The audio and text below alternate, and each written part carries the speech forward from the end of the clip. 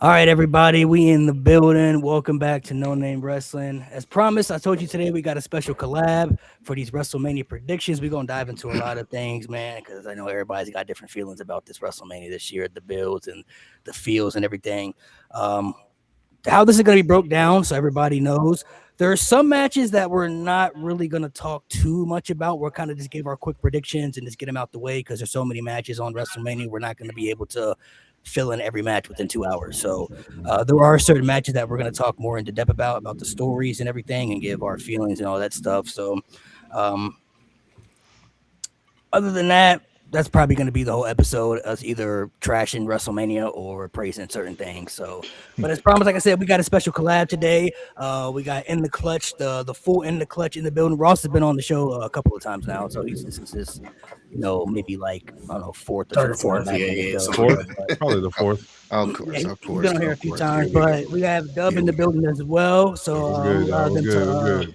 I'm allowed them to plug in their stuff. Make sure you guys show them some love. Follow all their socials. Check out all their stuff that they got going on over there for in the clutch. Man, they headed to 1 million subscribers on YouTube. So make Appreciate you. sure you guys Appreciate you. show Appreciate some you. love. Good thing. Ross, as always, I'll let you introduce yourself real quick again, in case people ain't familiar with you right now. And then Dub, I'll let you do the whole plugging in the socials and everything. Yes, sir. What's good, everybody? You know what I'm saying? It's your boy Ross in the building. One half of ITC. Finally got my brother with me. You know what I'm saying? This is WrestleMania week, and we're going to try to make the best of it as we possibly can. We do plan on doing our WrestleMania 42 streamathon this week. So we'll Mm-hmm. be streaming single day all through the week. Yep. We're gonna have some different collaborators and content creators as well, like the homie Malik. He'll be joining us tomorrow on our WrestleMania Hey. streamathon. So shout out to the homie. We appreciate you pulling up for that and allowing us to be here. Y'all already know what it is. Socials in the Clutch ENT on YouTube, pretty much everywhere else in our Clutch Going Gaming on Twitch. We're live on Twitch right now. So shout out Yeah. to everyone that's watching right now. And I'm gonna pass it over to the homie Dub. Y'all already know who he is. Yeah, Go yeah, ahead. yeah, yeah. What's up, Y'all man? Your already boy know. Dub here, man. Appreciate you guys again, man. Nice to meet you, gentlemen. But yeah, man, in the clutch ENT, like Ross was saying, man. Hey, we will be turning up this week, and we Mhm. will be doing a live watch party this Saturday in Houston at Social Beer Garden. So if you're in the Houston area and in the surrounding cities, man, come pull up on us, man. We got the links all over our socials and all that, man. So that way y'all can grab a ticket for Saturday and Sunday. Of course, I said Sunday because you already know why. I'm watching WrestleMania this weekend. It's really only one match that I really care about, and we're gonna get into it though. Yeah. All right, so we'll just run through these quick matches real quick. Some of these, if y'all want to talk about them, I'm sorry, but we're just gonna run through them and give our quick predictions. Right, right. So we're gonna talk more in depth about all the world title matches because they're world championship matches. So I feel like that's only fair. We're gonna talk a lot about Brock and Oba because that's one of the big bills, and then we got Rollins and Gunther that we're gonna talk about. Everything else we're gonna kind of run through real quick. So I'll start first. We have the ladder match. I'm just gonna pick Javon. I'm just gonna say he gonna win because I think they ready to kind of give him I a little like bit of a that. push. Ooh. I like that. I like that. So you going with Javon? I'm going with Javon. I was Man. initially thinking that, but I'm gonna probably go with Ray. I can see them giving Ray one more title run. I do feel like I'm not sure when he plans on retiring, but I do feel like that's probably sometime soon. So I'm gonna probably go give it to Ray Mysterio. I think that would be a pretty cool moment. I could see them setting up some type of match with Ray and Dom later on, even though we've seen it before, but it may be a different situation now that he would be the IC champion. So I'm gonna go with that. Yeah, yeah, I kind of agree. My heart say Javon, Yeah. but with Ray just coming back after the injury and the way they kind of had him pull up to be the last member in the match, I do feel like they will kind of slide it to Ray just off of GP and the strength Mm-hmm. of the legend. And I think they're gonna have Javon show out. I think Mm-hmm. Javon's in there to show out and turn up, Mm-hmm. and he's gonna do so good that we're gonna be able to see him actually being the champ next. So yeah. Quick thing, everybody, go on mute when you're not speaking because there's an echo. So Okay. whenever you're not speaking, just put yourself on mute. All right, bet. But yeah, that's me. Me personally, I actually see Penta retaining. I think they've held off giving him the IC title for so long. I think they're going to give everybody else a really good performance. especially Javon. I think he's going to be the MVP of this match. Ray, I felt like they probably just didn't want to leave him off the card. But yeah, I think after Penta was chasing that belt for so long, it'd feel kind of weird just taking it off him that fast. Yeah, I'm kind of with Mo. That's my only thing. He just got it. I don't think he's gonna be a transitional. I think everybody gonna do their thing, and then Javon's gonna have like that hope spot. Oh, he about to get it. It's him and Penta up there, and then Penta will get it so he can do the Seto Miedo on top of the ladder. So he just got it and hasn't really defended it. So I think he's gonna keep it. Damn, y'all got me all twisted now because I was coming in here to say something, and now y'all got the Penta thing. I'm going to go with my first heart, but I do feel with both Mo and G are saying I can totally see Penta. But to me, there's 3 guys that can't lose this weekend or on WrestleMania weekend. I'm going with Javon. He's one of the 3 guys that I don't think should lose on WrestleMania weekend. Javon. You're going to leave it at that. All right, next we got next we got, I'm gonna keep this one short. We got AJ and Becky. I'm just gonna say that AJ returns. I'm going with Becky Lynch to follow in the footsteps of her husband when he lost 3 times in a row to Cody. I think she's gonna lose 3 times. 0-3 to AJ. Yeah, AJ Lee's gonna retain. Yeah, that's easy money. AJ, yeah. And by the way, can we turn Becky face after this? I'm over heel Becky. I'm over this shit. I'm not buying. Hey, Sports Illustrated thinks she's the most, the best. I mean, she is. She is, and that's right. But yeah, it's AJ because now that Roxanne's back, I think Roxanne is the one that's going to take that title off of her. So it's AJ.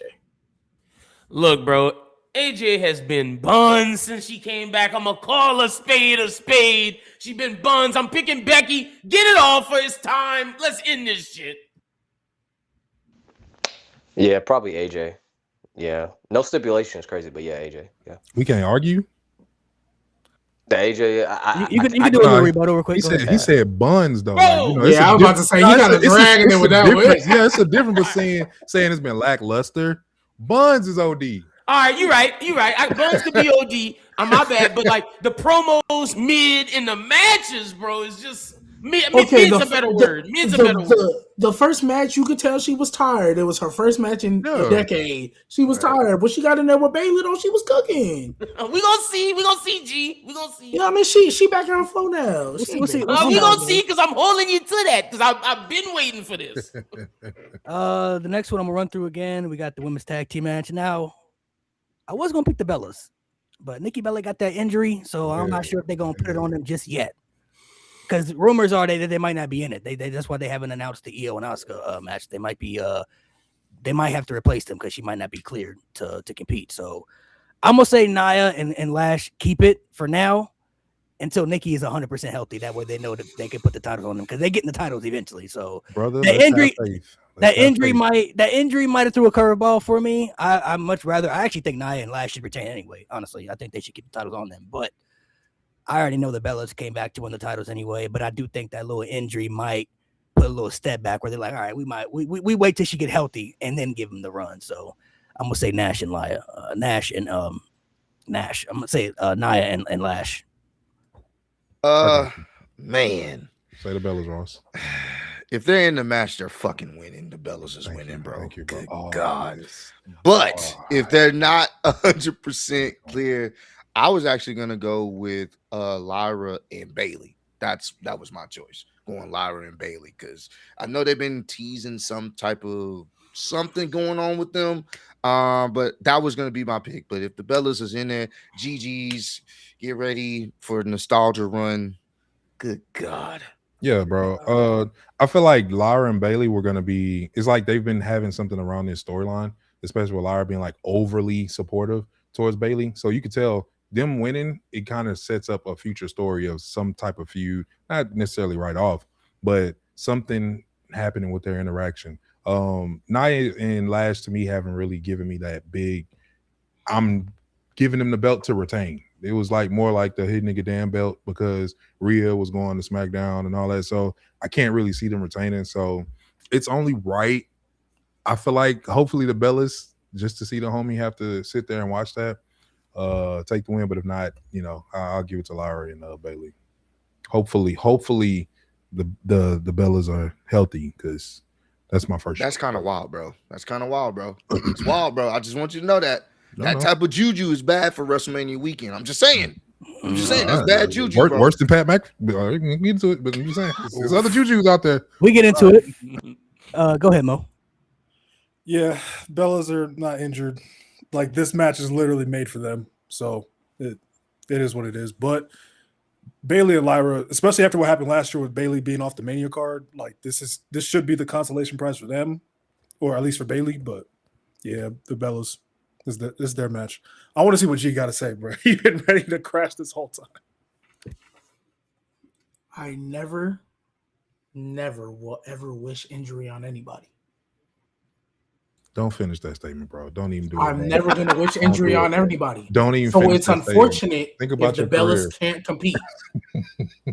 It's unfortunate if the Bellas can't compete because that is not the reason I want them removed from this match. What in the world? What happened to Mo? That is not the reason I want them removed from this match. I hate that they are removed because of injuries. That's all I wanted to say. I hope Bailey and either Bailey and Lyra win because Bailey was off of Mania, or Nia and Lash win. That's the only thing I have to say. See, I agree with Dub. I definitely think the Nia and Lash thing was a here nigga damn. But funny enough, from watching Charlotte's busted open interview and just hearing what she had to say about her and Alexa and how they kind of revamped the tag division, I actually am feeling Charlotte and Alexa. I do think Bailey deserves it because she missed it, but I think they're gonna give it to Charlotte and Alexa. I have no hope. Bella Twins. I love Nate. I love Nate. The one sentence. Let's keep it pushing. All right, yeah, we're gonna keep it pushing because we got some things we're really gonna get into. Dom and Demon Finn. Listen. If this nigga Demon Finn can't be Dominic Mysterio, bro, it's really over for Finn Balor. So if there's three people that I will say have to win at WrestleMania, I think Finn is one of them just for the simple fact it's the Demon. So it's got to be Demon Finn, bro. I'm not going to lie to you. Yeah. If Demon Finn does not win, take him back to catering immediately and keep him there. I'm just being honest. Yeah. He can eat all the demon snacks he wants. Yeah. If he cannot beat Dominic Mysterio in his ultimate form, his form that is beyond his human level, send this nigga back to catering, give him all the demon snacks he wants, because that will be his only thing that he'll be able to do anymore. No one will care.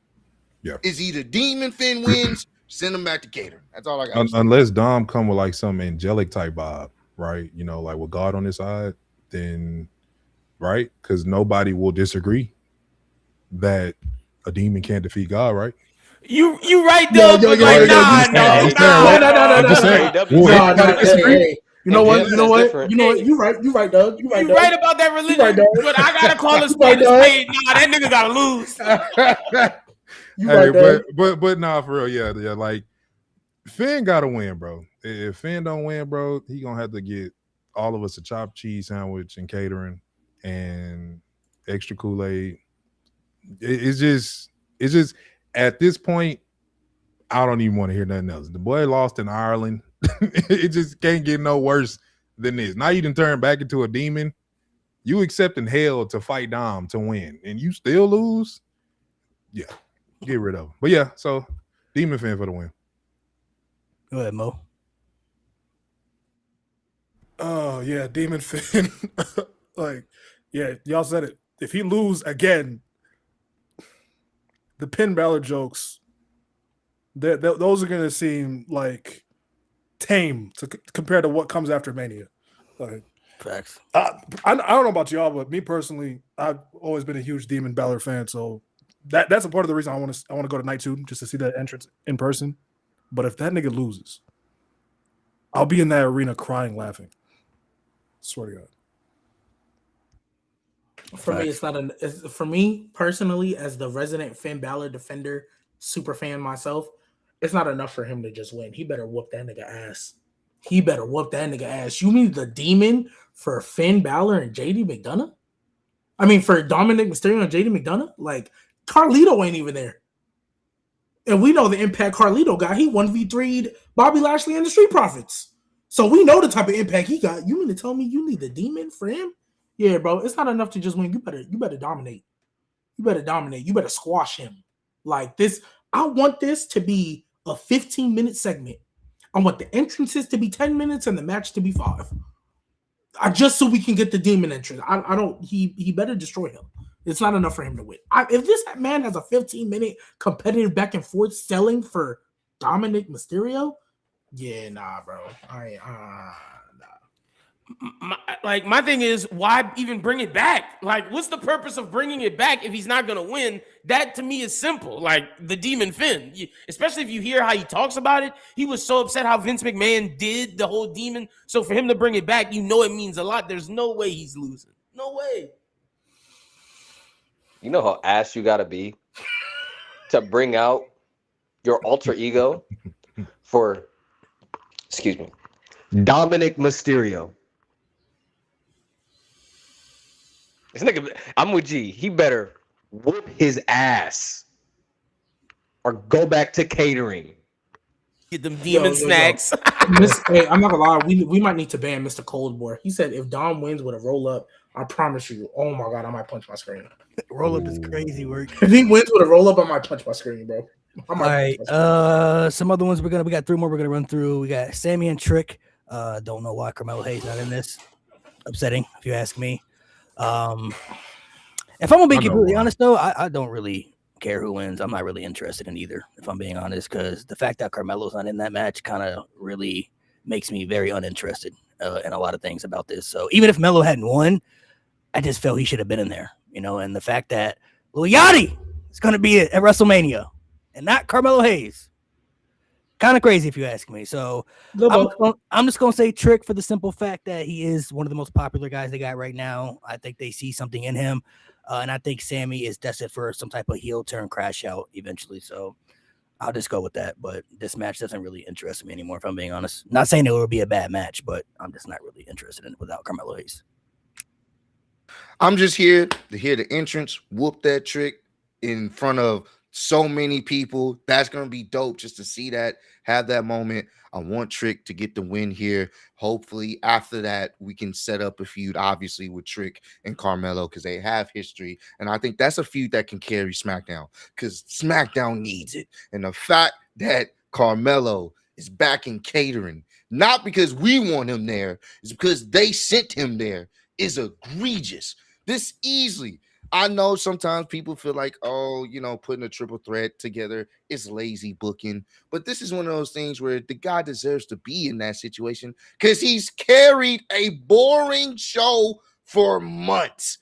He's carried the show. He's been the best part of the show. And the fact that he doesn't even get an opportunity to defend or even be involved in the match so we can have Sami Zayn have his whatever is going on with him, hitting water bottles in the back and snapping and then apologizing and then finally giving in to the things that we've been wanting Sami to do now. It just took that Carmelo had to be at the expense of it. I'm not the biggest fan of that. If they can right the wrongs, ultimately give it to Trick, and then we set up a feud there and we go from there. But I would definitely prefer Carmelo to be in this, but I'm going with Trick to get the job done, bro, so we can move past this. Yeah, I got Trick. I mean, Trick. I mean, I would have rather Ilya be in there. You feel me? Like, I mean, you got Melo. Thank you. I feel like you disrespected him by letting him be a workhorse for a championship. But it just seemed like something we've always been through for maybe 400 years. Just work, and somebody else. I ain't gonna say it, but yeah, Trick. Sami winning this match makes 0 sense. Like none. So yeah, Trick Williams. To me, Sammy Hogan, bro. Watch out, gang. Watch out, gang. If Sami Zayn wins, I'm going to scrounge up some funds. I will be in Las Vegas on that Monday or Friday, or I think they're in Fort Worth on Friday. I will find wherever Sami Zayn is at that point, and we will be dressed in all black because he will not be around anymore. Anybody else want to cut their camera off when he say that? Because we didn't even get it. I did. I did. I got nothing to do with that. Yeah, I ain't me got nothing to do with either. that, bro. This is all AI. That's It's not him. even real. This is all AI. So That's him. jokes on you, buddy. Yeah, this is, you know what I mean? But if Sammy Hogan's win this match and he retains. Go ahead, Lynn. Got you. Before I put more people in. Dubs said one of the takes I had. I agree with him. I think it's not only disrespect to Melo, but like Melo's the highest of disrespect, but it's disrespectful to Ilya too. Like it should have been a fatal 4-way. Those two storyline was carrying SmackDown, like y'all said. But to me, this is the second person I think has to win at WrestleMania is Trick. So we got Javon and Trick. I think the three black guys gotta win at Mania. Trick is one of them. There's no reason why Sami Zayn should win this at all. I don't care if they do the double turn nonsense. If you want to turn Sami heel and turn Trick baby, I don't give a damn what you're doing as long as it's Trick's hand being raised as the winner at the end of it. So Sammy cut a promo Friday. He was like, for all my diehard Sami Zayn fans. And listen, low key, bro, not even low key. Y'all know I'm one of them. I love Sammy. Like, he's one of my favorite wrestlers ever. But this shit is not it. This is probably the worst version of Sami Zayn since 2018. This shit is garbage. I'm not a fan of whatever the fuck he's got going on. Trick, gotta win. Plain simple. We're moving on. You know what it reminds me of? When Cody cut that promo. Me? What? Can I be heard? Or is it me? Oh, that might have been you. Oh, shit, what the fuck? You know what this promo reminds me of?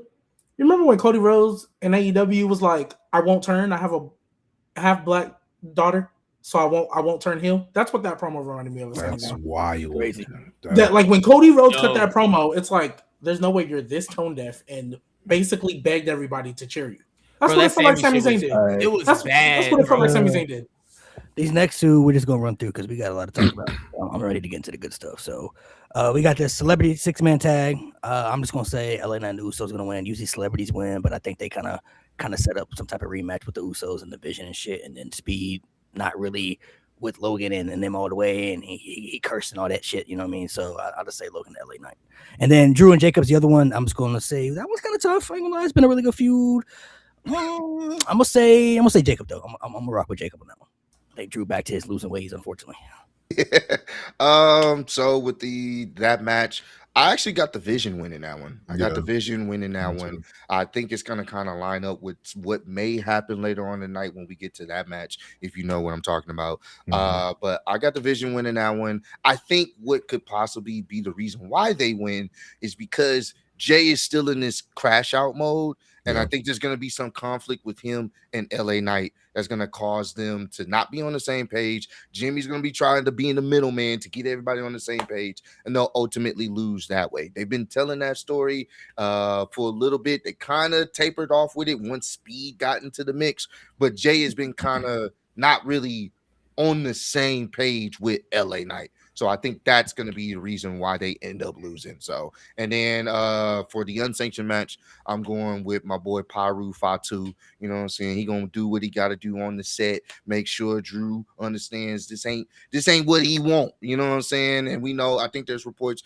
Drew's going to be filming. So I can see this would be the way to kind of write him off. I am looking forward to that match, though. I think they're going to just destroy each other. And that's what we want to fucking see in an unsanctioned match. No rules. Just beat the shit out of each other. Let boys know, hey, crash out season, full effect. That's about it.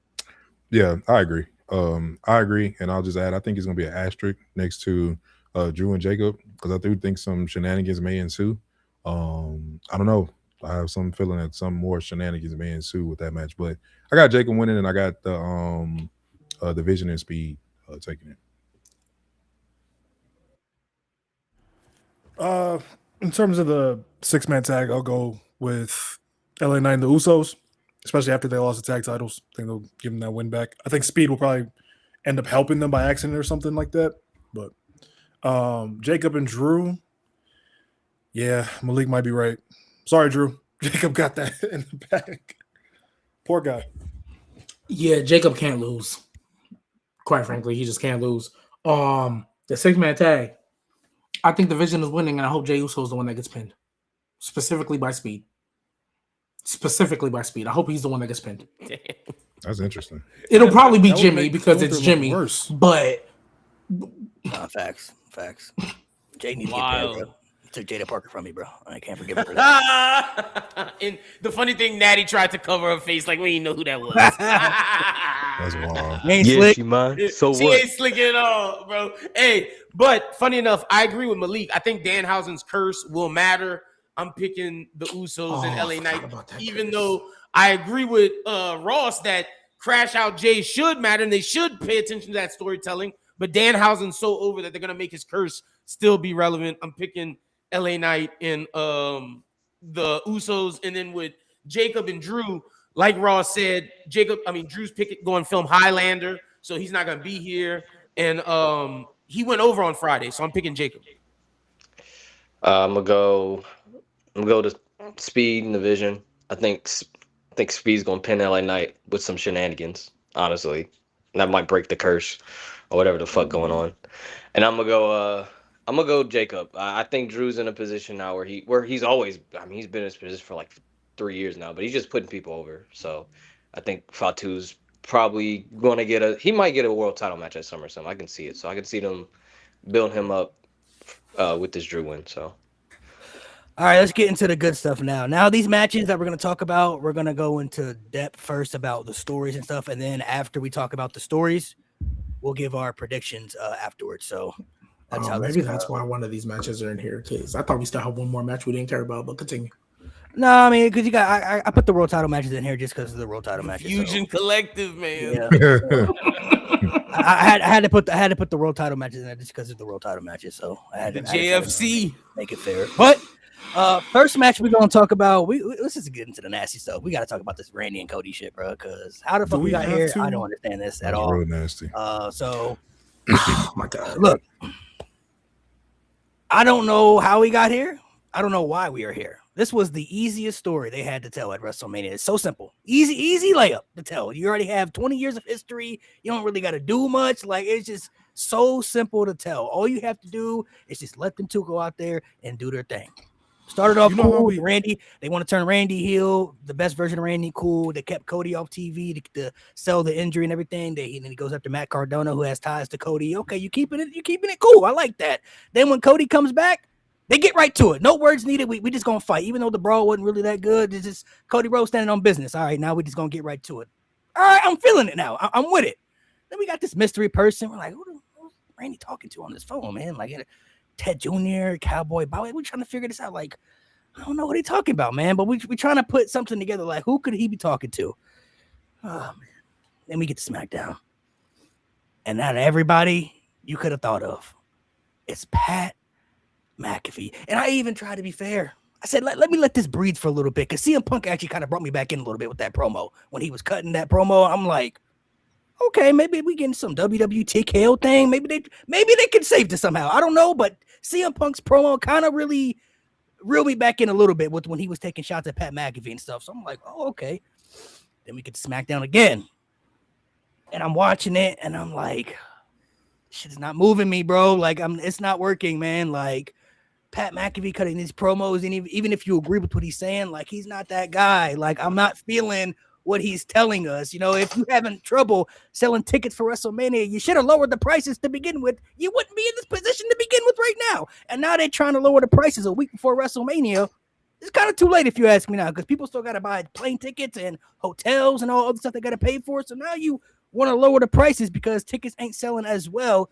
If you had lowered the prices, kept them reasonable instead of like 32 racks, you know, for a floor seat, WrestleMania would have sold out fine. You would have had people going, because WrestleMania, I believe now, it's not really even just about going to the show. It's more of the experience that people go to. Even if you go to WrestleMania week, you know, I went to WrestleMania a couple years ago, and there's so many different things you can do with WrestleCon and meet and greets of superstars. And now you meet up with content creators that you know online, kick it with them, get to meet it with them, go have some drinks, you know, just it's more so of the vibes. The experience is what I always said that every wrestling fan, I believe, should experience WrestleMania at least once in your life. Even if you don't want to go to the show, whatever, like this, the overall experience makes it worth it.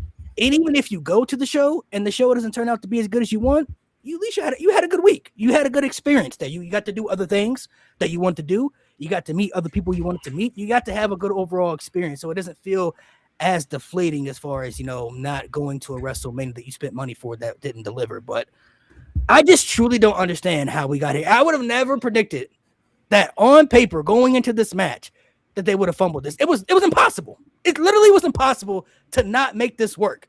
It's Cody, Randy. You have 20 years of history. Like, it's so simple to tell. And if you would have told me that we could be in a position now to where this main event potentially could be worse than last year's with John Cena, I said, no way, it's not possible. How could you possibly make it worse? And now we're heading into territories where you got Jelly Roll here, you got Pat McAfee here. Like, if you wanted to involve these guys for WrestleMania, that's cool. But put them in angles and stories that they can be in besides the main event of WrestleMania where they don't need to be in, bro. I don't want to see Jelly Roll come out to help Cody Rhodes because Pat McAfee is there or vice versa. Like, we don't need these other shenanigans, bro. They overcomplicated this feud in the worst way possible. And I just genuinely, I'm just more upset. I'm just more upset than anything because on paper, like I said, this was the easiest story for them to tell. It was an easy layup. You didn't have to do too much to really sell people on this. People had waited for this, actually. They was talking about this for years. Cody, Randy, WrestleMania. We need this, right? Randy Orton, 15 champion. Like, there's just so many things that go into it. And it started off so good. That's what hurts me. Like, it started off so well. And then once Pat McAfee got inserted, now it's just like, it makes me not want to care about this match now. And now I don't like that feeling. It makes me not interested as far as like, I don't really care what happens in this match anymore, and that's a bad feeling to have. You know what I mean? Like, that's not a good thing to have. I've seen people talk before I pass it to you, Ross. I've seen people talk about, they're doing this, because they don't want to get Randy, they want to get Cody cheered over Randy and stuff. At this point, for me, it's like, who really cares at this point? Whether Cody gets booed or cheered, he's going to be the same guy no matter what reaction he gets. You feel me? If he gets booed, he's still going to be in the same position. He's going to get pushed the same. He's still going to be the same dude, and people still going to watch regardless. I don't think that really matters. Can you imagine back in the day and with the Randy and Cody feud, and they had called, they called Mickey Rourke to come in and try to get John Cena cheered over Randy Orton for this feud just because he had a movie coming out and everything. Bro, they was going to boo Cena whether they liked him or not at the time, bro. It was going to happen. You can't like change the direction of how people are going to feel. You know what I mean? People are either going to boo you or cheer you, but as long as you get a reaction, that's all that matters at the end of the day. And for Cody Rhodes, I think that's a bullshit argument too, bro. That's a bullshit. I've seen people bullshit. I've seen people say that. It's like, bro, if Cody's going to get booed at this point, it's just going to happen. It's just bound to happen. I don't think that's a logical, reasonable excuse to insert a Jelly Roll and a Pat McAfee to the story to actually think that's going to make it better. I feel like that's a way to tear down Cody by them saying that, honestly. Like, I feel like that's just like Cody hate because it's clearly some TKO shit. Clearly. I feel like if you wanted to sell tickets more, this is not a way to invest people more into this story. It's actually the complete opposite, if you ask me. So, Ross, I'm going to pass it to you, bro. How you feeling about this, man? Let me go ahead, stretch real quick.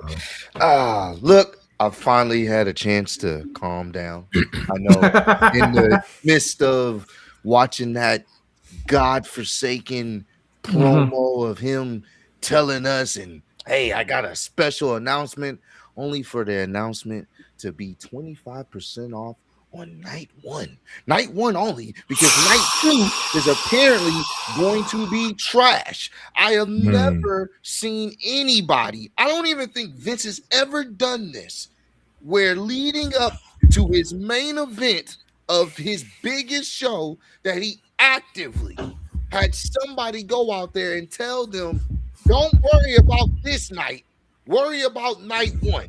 We're only going to give you discounts for night one because that's the only night that matters, because me and Randy Orton are going to save professional wrestling.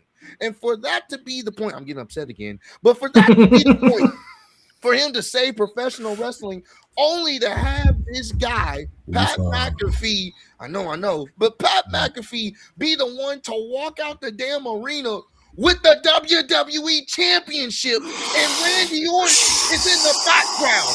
I don't give a damn if they had a fucking picture in the damn Ram truck afterwards. It makes no no Breathe. sense. It Well, just woosah, bro. doesn't. I'm Woosah. sorry, bro. Breathe I'm in, breathe gonna out. irritate Breathe me in, breathe again out. because Please. it doesn't make sense. I'm trying to understand why Randy is in the background of his own feud to a nigga that was only on commentary. He just got choked out by Gunther last year. What are we doing?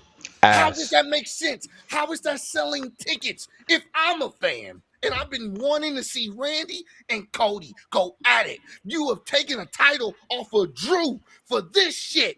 I'm not going to be actively, you know what? Shout out to Pat McAfee. I can go see WrestleMania night 1 25% cheaper. What?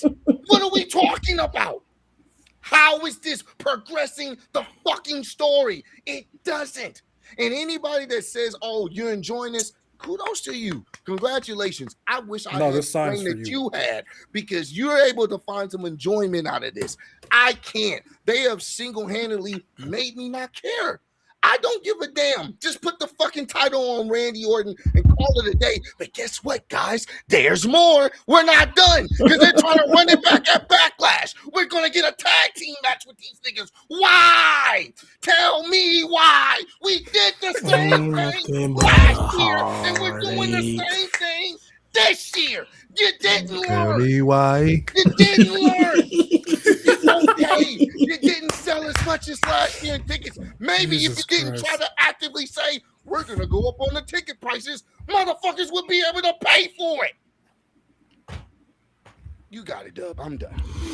Breathe, man. Yeah, Breathe, let's breathe, let that breathe. breathe. Let He your mic. right. Do He this to your right. mic real quick though. Do this to your mic, bro. Just wave it off, bro. Just I don't understand like how you fumble a storyline like this. I just said that like last night. I don't understand how you fumble this.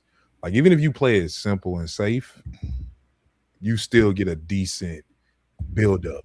People still Right. go crazy if the match is good. I mean, you don't even have to do a lot. So some old promos where Randy was sitting next to Cody talking about call him his brother. Like you can be chill and simple, still go crazy. And I'll add this before I pass it over. And I agree with the homie in the chat. I think it was Solomon or somebody else, because I thought about this too.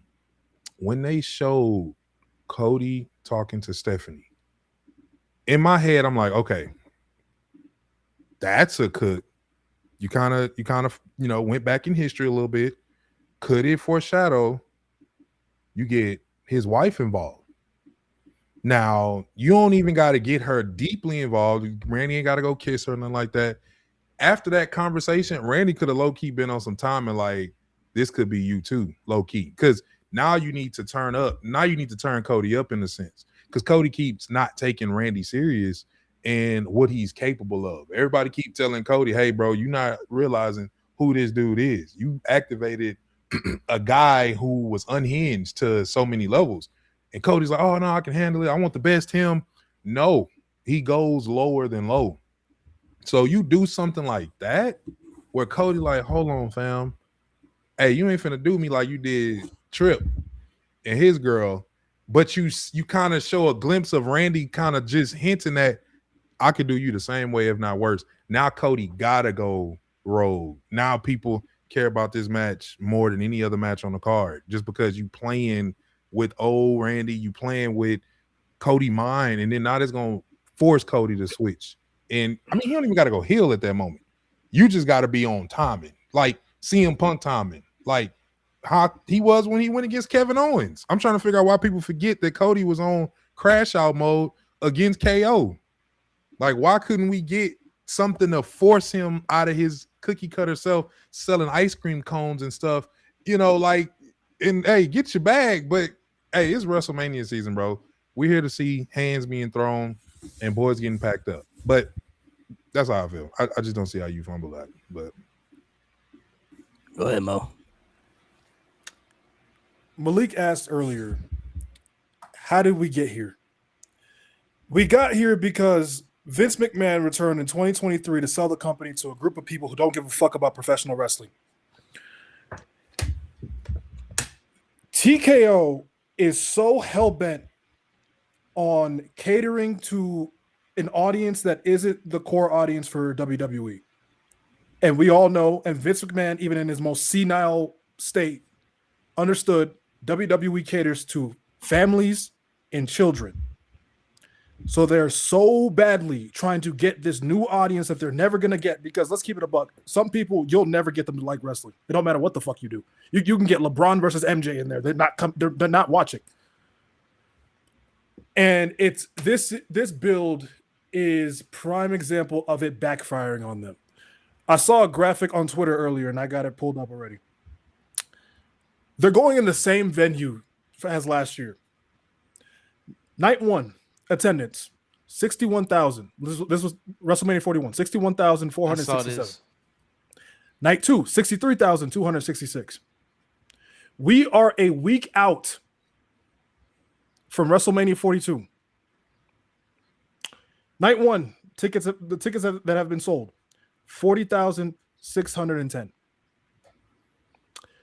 Night 2, 42,769. A 20,000 people drop off. Now, it probably will be a little bit more, granted, but it's not going to be much more. Why? How do you fumble the simplest storyline that you had written for you? How? Bro, I never thought the build to WrestleMania, like the build of WrestleMania 31 would be topped as the worst WrestleMania build I've ever seen. This is it. And it's off the back of this fucking storyline. Why is Pat McAfee involved in this? Why? What connection does he have to either one of these niggas? Like, him saying Cody is the reason why this isn't working makes no sense, because if you remember the end of WrestleMania 40, it was Cody finishing the story with Pat McAfee on the fucking commentary saying professional wrestling is beautiful. So Cody is the reason why that came out of your mouth. But now he's the reason why the business is going backwards. That makes no fucking sense at all. That makes zero sense. And for them to go on TV, Randy Orton and Cody Rhodes have not even had a fucking one-on-one promo against each other. You have two of the best storytellers in your entire, fuck the company, in the entire business today. Randy is still like that as a storyteller. And you haven't had them have one-on-one back and forth promo. Cena and Cody had 2. You haven't had one with so much history between these two men. You make Pat McAfee the center of this story. And now you're adding Jelly Roll as Cody's backup.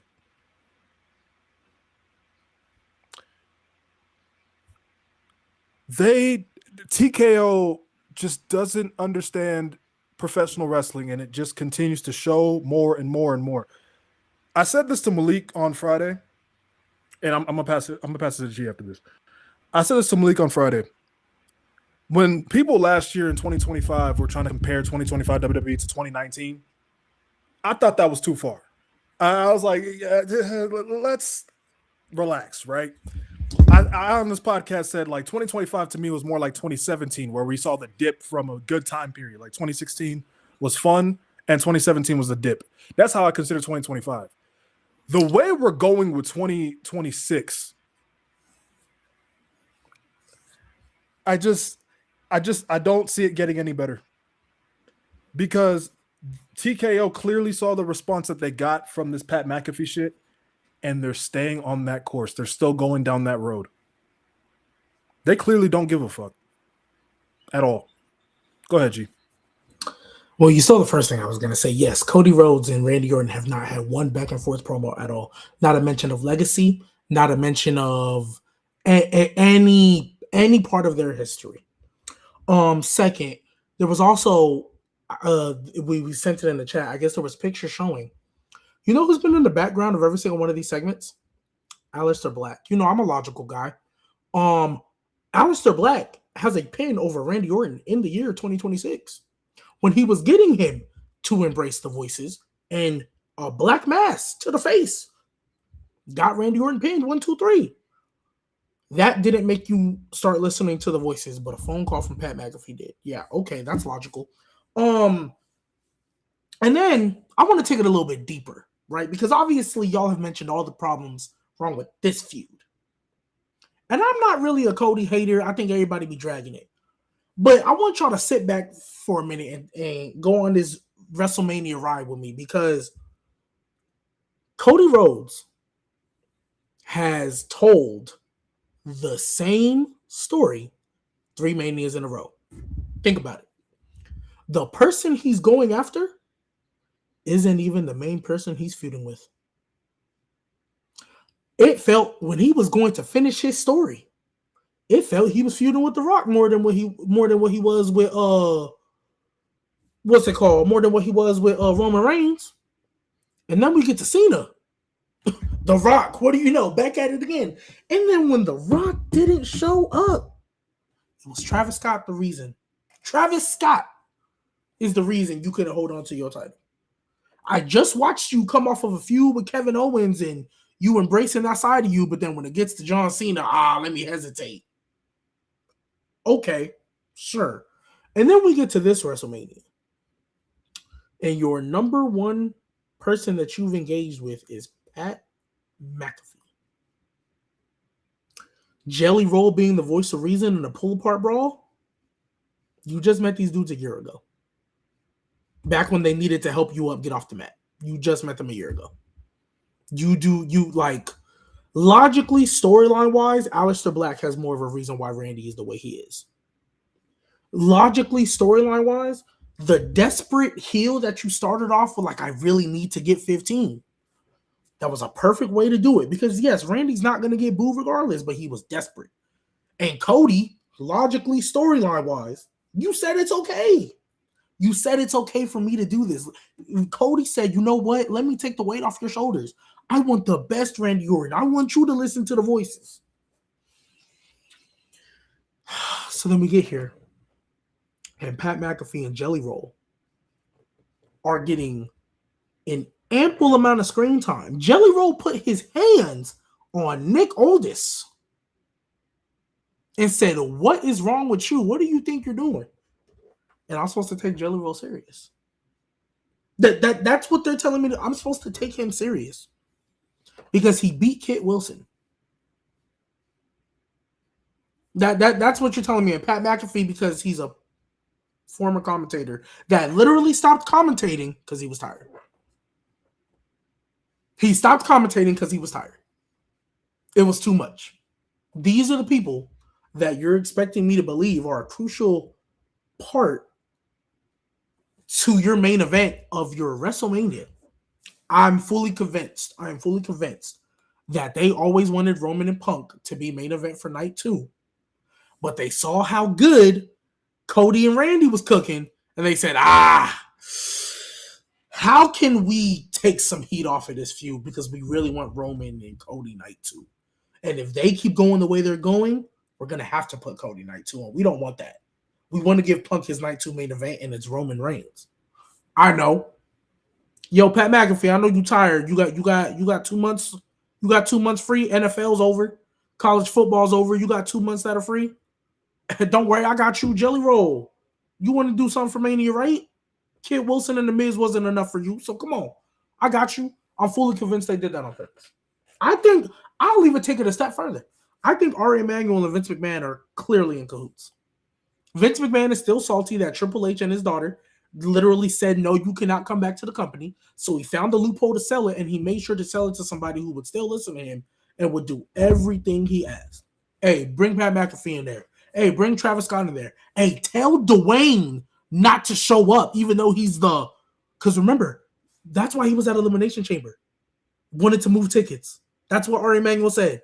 I wanted to move tickets. Ari Emanuel came out to our face and said, yeah, Vince McMahon cared about your families and stuff. Yeah, we ain't really rocking with that for real. That's not really what we going for real. Like, we could care less about y'all families for real. That's what they said. So, Pat McAfee and Jelly Roll are the reason we're in the... Because we're supposed to take them serious. Floor is yours, Lit. Look, man, as the Cody guy, I got some things to say as the Cody guy on this pod. But to add to G's conspiracy, I won't say Vince and Ari. I'm going to say The Rock and Ari, because It was reported that Roman and Cody had beef. Roman wanted to pin Cody. Cody didn't like that. Politic to Triple H. I could see Roman politic to The Rock and have The Rock talk to Ari Emanuel if I'm going down the conspiracy route. But that's just to add on to G's conspiracy. To go into it, I agree with Dub. Why the fuck wasn't Brandy involved? What are we doing? The way that things were shown when Cody got his head smashed in with the fucking chair and the way Randy was sitting there diabolical, that's not the same Randy that had Pat McAfee draped over his fucking shoulders like a cape and having Pat McAfee hold the fucking title. What are we talking about? Those are two different people. That's two different things. Like the Randy that did that to Cody would have kicked Pat McAfee's ass. What the fuck are we watching? Like it's so frustrating because G talked about Cody having it 3 times in a row. It's not his fucking fault. He was trying to tell good stories every time something gets fucked up. The first time, I'm okay with The Rock taking more than Roman. That worked. That made sense. The second time, Rock just said, fuck it. Ari asked me to come to sell tickets. I came to do that. I'm dipping the fuck out. What the fuck are we talking about? So that's number 2. Number 3, Ari Emanuel then gets a great idea. Hey, let's sell some tickets. Let's call Pat McAfee. You know what crowd they're trying to get? The fucking UFC MAGA crowd. That's what they're trying to get. But those motherfuckers are too stupid to understand what the fuck wrestling is. So you're never going to get those fucking brain dead motherfuckers. So what are we talking about? That's what they're trying to do, and it's failing. Like, it upsets me so much because, and like y'all said, Cody can go there. We saw it with KO. Like, I'm sick of the Cody hate. I'm sick of the blame. It's not his fault at all. This is Ari Emanuel's bullshit and stepping in a place where he doesn't need to step in. It's so bad.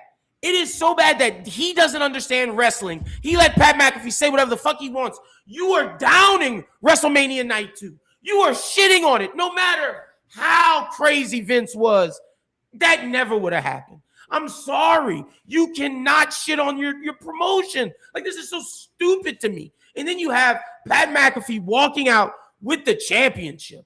My God. Cody Rhodes needs to go on ESPN, kick the fucking door down, punch him in the face, take his championship, and walk out. That's what he needs to fucking do. Because if not, it makes no fucking sense. This is so dumb. I am so upset at this. And the guys know, Ross and Dub, y'all may not know. I am so much of a Cody Rhodes fan. I'm sorry. Liv and Stephanie, main event. If it's not Oba and fucking Brock Lesnar, give Liv and Stephanie the main event because fucking Pat McAfee doesn't deserve it. Can't say Randy and Cody because it's not their fucking feud anymore. It's Pat McAfee versus Cody Rhodes. This shit is fucking stupid. This is frustrating. Go ahead, Nate. My bad. Nah, you good, bro. It's only fitting I got a CM Punk shirt. I might have to cut a little pipe bomb here. This fucking 2000s WCW Vince Russo ass booking. What the fuck are they trying to do? They're trying to be meta. They are trying so hard to be like, oh, we see that you guys don't like the product.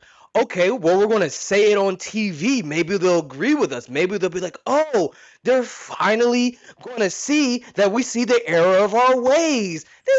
You are the authority ass bullshit fucking booking, bro. When they brought Baron Corbin out, tried to blame it on him, doing the same thing with fucking Cody and fucking Pat McAfee shitting on the current product, saying, oh, I miss the attitude era. What? You smell what The Rock is cooking? Val Venus showing his dick on TV every week. When you were fucking part of the boom period and you were yeeting on the fucking table every week, but you want the attitude era back. You want the badass fucking attitude crash car TV, bra and panties bullshit. You want that shit back, but you're fucking yeeting on the fucking table every week. You were yeeting when Jey Uso won the title. That's why Gunther choked your fucking ass out. Did Gunther cut off so much oxygen to this man's brain that he said, you know what? Fuck whatever WWE's doing. I was a part of the boom period, but fuck that period because these guys fucking suck. Like, what the fuck are we doing? Why are you shitting on night 2 of WrestleMania? Vince McMahon, one of the worst bookers I've ever seen in my life, one of the worst storytellers I've ever seen in my life, would never in a million years, in a million trillion years, say one of the nights of the show he literally gambled his entire career on. He would never call that shit ass. What are we doing? Why would you bury your own product? That is literally the opposite of what you need to be doing. The first week, look, that was a thing from TKO. I can see them being like, you know what? That didn't make sense. Pat, just go out there, get heat. This motherfucker doubled down. He doubled down on what he said. He buried an entire night of WrestleMania, which, by the way, looks better than night one, but we don't even got to get into that. And then, like y'all said, Randy and Cody, not a single promo, not a mention of legacy. The only thing they've had was, Stephanie came out and she like reminded Cody of Randy and all that shit. That was like probably the best thing they've done since the heel turn. Not a single promo. They're not mentioning legacy. You got fucking Jelly Roll and Pat McAfee having a backstage segment like they're wrestling at WrestleMania. What are we doing?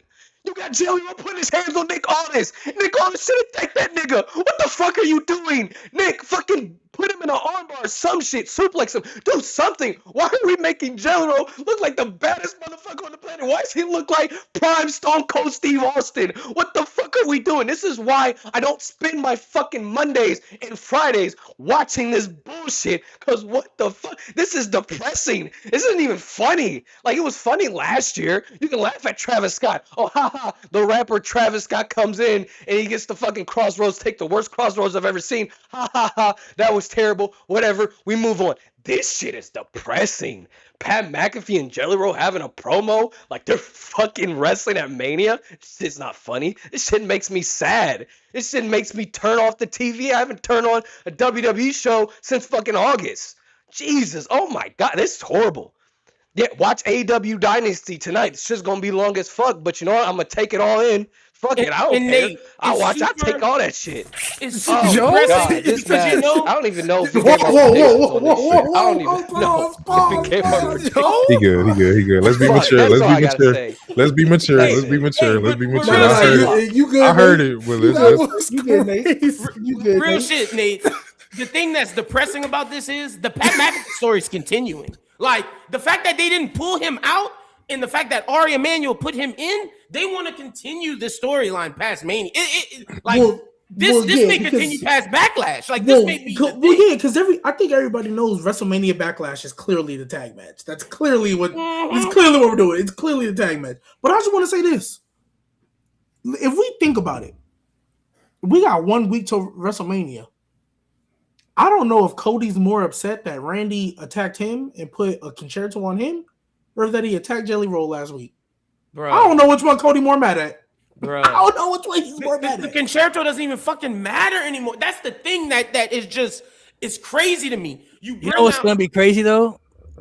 If this is how good WWE's production is, they're gonna make this promo package so good. Oh yeah. Where they're gonna include the past history that they haven't talked about on TV. They're gonna include all that stuff in the promo pack. If you hadn't watched the build and you just watched the promo package, you'd be like, "Oh, this looks great." You wouldn't know how bad this is gonna be. The promo package is gonna make this look 10 times better than it actually really is, and that's the crazy part about it. They're gonna put all the past stories and clips of Randy and Cody together. They're gonna put the heel turn and stuff in there. They might put little glimpses of Pat McAfee, but they're gonna put the good stuff that Pat said in there, and they're gonna put the little effects and stuff. Like they're gonna make it look. They're gonna make it look crispy. They're gonna make for a while though, WWE's. I was about to say for a while, WWE's video package was carrying the builds. You ain't need to watch week to week. Just go watch that video package, and you found out everything you needed to know. Let's keep it. Bro, it's gonna be so bad. But it's like the Stephanie thing got us hyped for no reason. Like after the Stephanie promo, you're like, okay, Cody's gonna go there, and it's like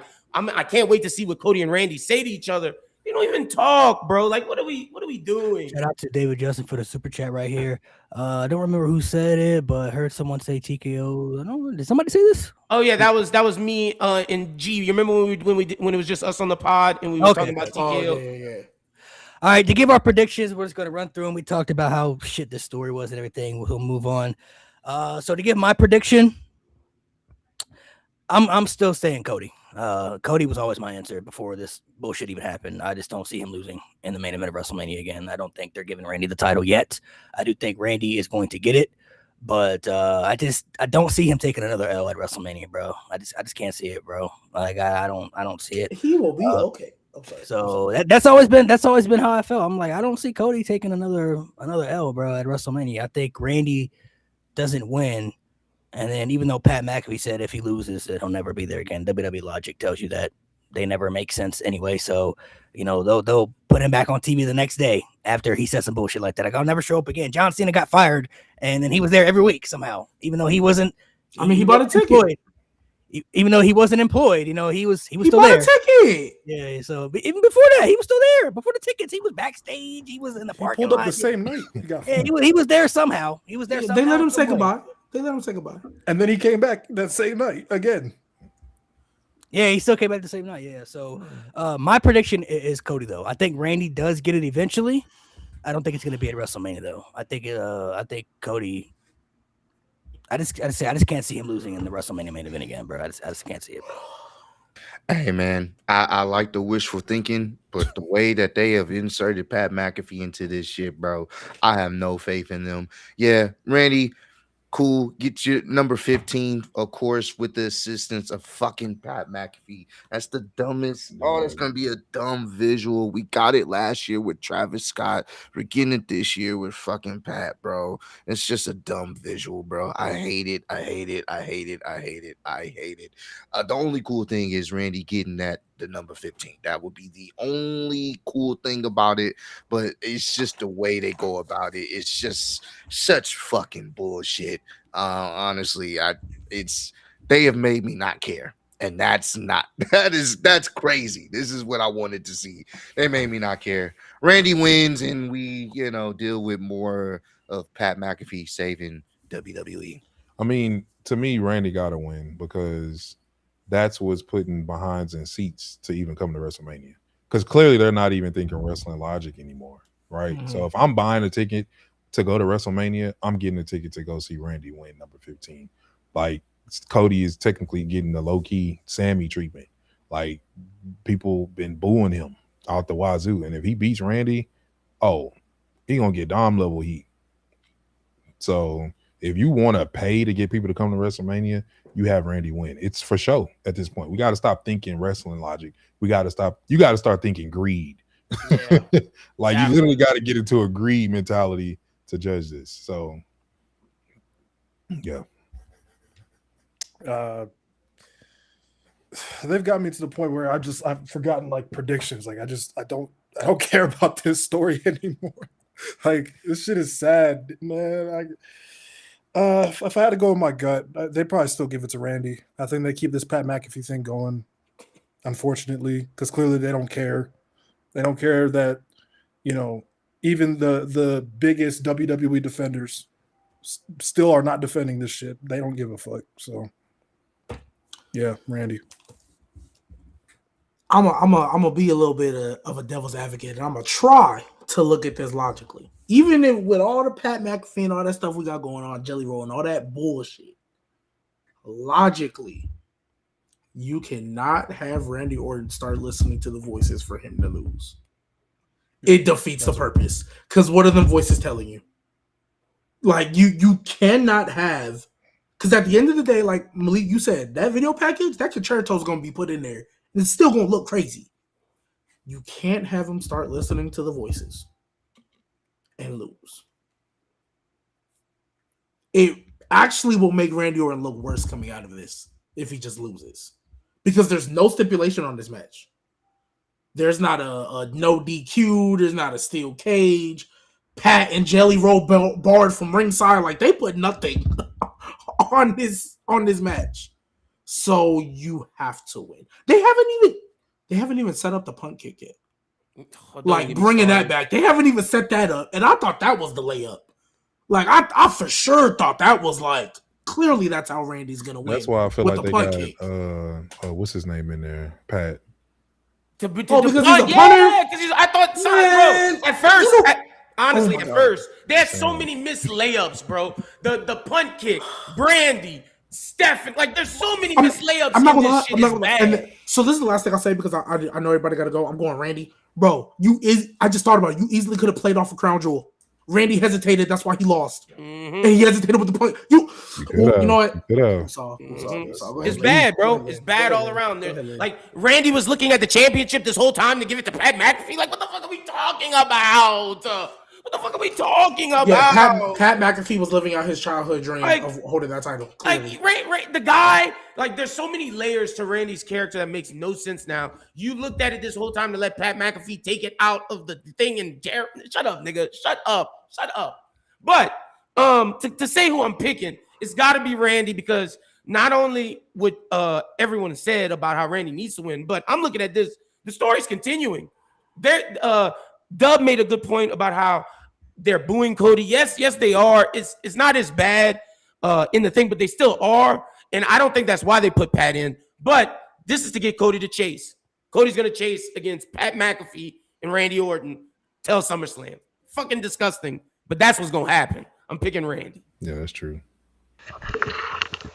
I want to give them the benefit of the doubt so bad that they want the fans to leave home happy. But realistically, I'm thinking, what could they leave home happy with? Because one end, you have Cody win. It's like, all right, Pat McAfee doesn't have the belt. Cool. But it's like, do people don't even want Cody to win? So then you have Randy leave, but he has Pat McAfee by his side. I'm just going to go Cody just by default, because, I mean, I feel like that's going to be their happy ending for WrestleMania. So, Cody.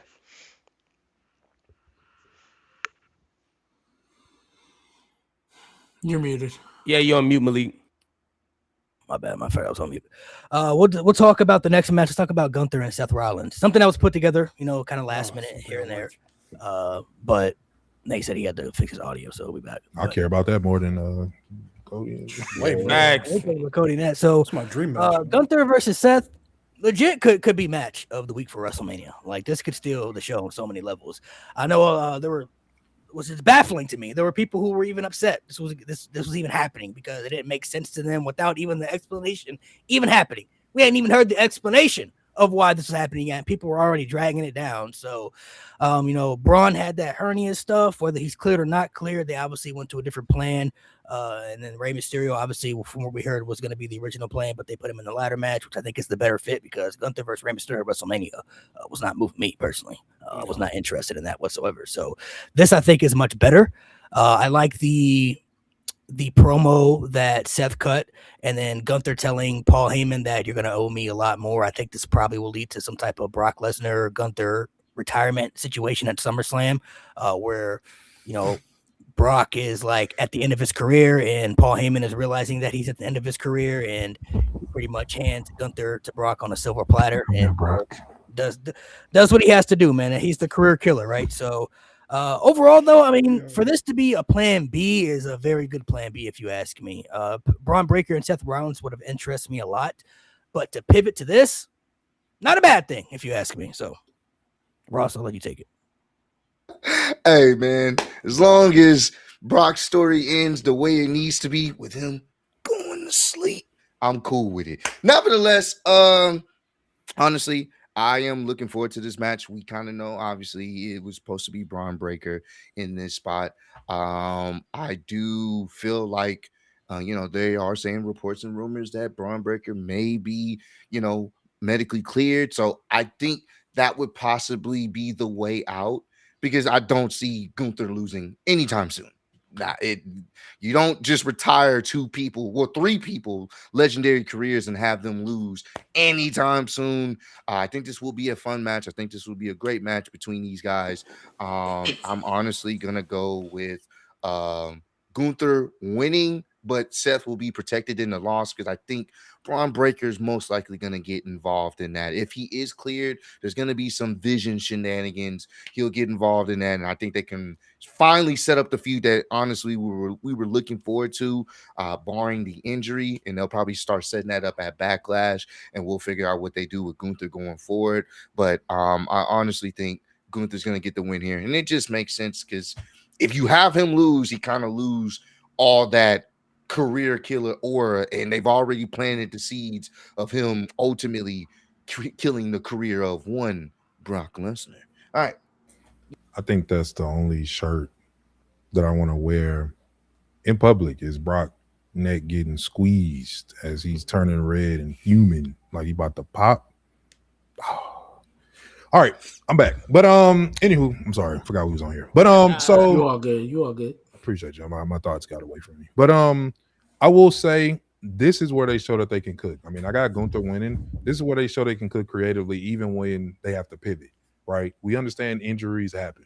So this is where you got those people in the writing room saying, okay, where can we go from here? If you're not liking this match just because, I mean, you don't even understand the backstory on why. I mean, you're not even caring to figure out why they had to pivot. I mean, this wasn't going to be the match. But the fact that they made it the match and was able to give it a layup to Paul now owing Gunther, I mean, that's just chef's kiss at this point because it kind of sold itself. I was able to not only pivot, but create a storyline for the next situation. I didn't even have to speak too much about it. That backstage interaction between him and Paul, Gunther and Paul Heyman said enough. Now you owe me. Paul gave that look, and it was just like, and then now it's like, with it being so open-ended, now we can kind of cook that up into anything in any time period scenario, depending on if Braun comes back. I do think he will come back at WrestleMania, or if not, hopefully he does. But you got time for Bronson Reed to heal up. It's so many things that can happen now with these moving parts. So you just got to learn how to pivot and pivot well. So when they cook, when they want to cook, they can cook. That's why it pisses us off when they do take certain angles. But yeah, Gunther got the dub, and I think they're going to keep Seth looking safe as well. Yeah, man. This has been a dream match for me for years now. So the fact that they're finally doing it, even though, like y'all said, it wasn't supposed to be happening, but the fact that they're trying to make this work, thumbs up. I really hope it's a situation where they just get out of the match's way and let them have like 20 minutes to just wrestle and not have all these extra shenanigans that, or give it the Shinsuke and AJ treatment from 34 where they don't, get out of second gear. But yeah, I'm gonna go with Gunther. I don't think there's any reason for Seth to win. Gunther, his booking has been extremely shaky after the Cena retirement. The fact that he was feuding with Dragon Lee for what felt like a month is just, you went from Cena to AJ to Dragon Lee. Like, I get it. Like, the one-off match would have been cool, but Dragon Lee cooked though. But wait, I'm about to say, I enjoyed the match. I enjoyed the match. It was just kind of like, bro, I liked it because it was good wrestling. I'll just say that. And it made sense story-wise because that was AJ's homie. He just retired him. That was his last tag team partner. You know that had to happen. Yeah, but what I'm saying is, I get what you're saying. He's above that feud, bro. If I'm being honest, he should have been in a world title match right now. If it was me booking after you retired John Cena, he would have won the Rumble. But that's not the I mean, going from but I ain't gonna complain too much. I hope this match cooks. Yeah, we getting real grabs, and we get to give that IR merchant another loss. I'm all good for that. Well, I'm all good for that, man. We get to get that. The what? Yeah, merchant? sometimes there's an IR merchant. What you mean? Every time he in the top spot, he gets sent to IR. Think about it. Every time he in the top spot, he gets sent to IR. Every time. Yeah. And him in that Ruse of the Century, I'm never gonna forgive him for that because ever since that Ruse of the Century, that whole group it was cursed before Danhausen got here, and it messed up WrestleMania. So yeah, as far as I'm concerned, that IR merchant could take another loss. I'm cool with that. I just hope we get this is one of the 2, maybe 3 matches on here that I genuinely believe have a chance to be 5 stars. And I hope they deliver it. I really hope we get the full works. Might as well. You don't have a lot of build going in. Well, this is clearly your plan D.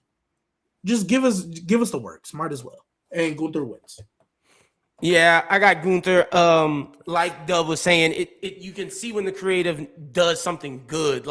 This goes to show with no influence, what they can actually do. And it's that's the beauty of it because I know we're talking about real grasp, but to me, what interests me is the stuff where Paul Heyman realizes Brock Lesnar's at the end of his ropes. I know he has the vision, but Paul Heyman always loves to have a guy like Brock Lesnar. Is Gunther that new guy? And does this cause conflict with Brock and Paul? Oh, you promised him a favor? What is that, my career? What the fuck? How you gonna do that, Paul? So, I like the beef. I like the storyline. I like that element of it the most with this feud because that to me is very interesting. We know it's gonna be good graps, but that's what I'm looking forward to. So I got Gunther winning. I think Gunther has to win regardless of if Braun interferes or not, because that leads to the Brock story. It'll be cool if Braun does, but if he doesn't, that makes the Brock angle that much more interesting, especially if Brock loses like all of us wants him to. Because if he loses and Gunther wins, it's like, oh, the writing's on the wall. Like, Brock is done. Paul needs a new guy. You preaching, bro. I know it's Sunday, but you preaching. I got you. Malik, you got to put Matt Thunder's comment on the. Please. That shit was funny. Please. The one about the vision. No, the other one. It was a low one. The vision. No, the one, the vision. You got to put that one up on the screen. That was good. That's hilarious. The vision turned into the blind, and not Matt Murdock. Right. Matt cooking right now. Matt Murdock. Good cook, Nate. They need to nerf that nigga. But yeah, that's that Daredevil shit all this season, boy. Nah, they need to nerf Bullseye, bro. That nigga's a demon, bro. Nigga in a diner and just start taking niggas out. With the some Shaka shit. Just toothpick, bro. But I'm gonna go Gunther. Gunther's literally one of the few things, the main thing that keeps me invested in WWE. He's my favorite wrestler right now. On his way, honestly, to being my favorite of all time. He just needs to do a few more things, like accolade wise, and have like a few more peak feuds. I agree with Mo when he went from like retiring Goldberg, John Cena, and then like Dragon Lee. It was kind of weird. Like after the AJ match, I get it was with the story, but it was a very big drop off. And the fact that for a while we didn't know what he was doing for WrestleMania, I'm just glad he's on the card, and it is against someone the caliber of Seth Rollins. And like y'all said, what I've been listening to, they've been able to make it work. And like it's kind of like a happy accident. The fact that things happen and neither of them had a match, and I'm glad that WWE pivoted, because when WWE's back's against the wall, they usually are able to produce something great. They did it when they had like the whole mumps outbreak with Finn Balor and Demon Finn Balor and AJ Styles. Like that was a great match. That was like so last minute. Didn't have any story to it whatsoever, but they still cooked. So I think this match, like give them like 20, 25 minutes. Honestly, give them fucking 30. I don't care. Give them a whole, 45 hour segment, with entrances and all that shenanigans. I don't care. Let them cook. Like, let them have just a banger match. Set that WrestleMania has always delivered. You can't really name a bad singles Seth Rollins match at WrestleMania, because he always delivers. The Triple H one, but that's not his fault. That's not his fault. Yeah, he has one. That one was pretty shitty. But Seth will always deliver. It's fucking Gunther. Gunther hasn't had a bad match at Mania. The one with Sami was cool, but like Gunther always delivers at WrestleMania. So I forgot about last year. I was about to say Jey Uso was kind of.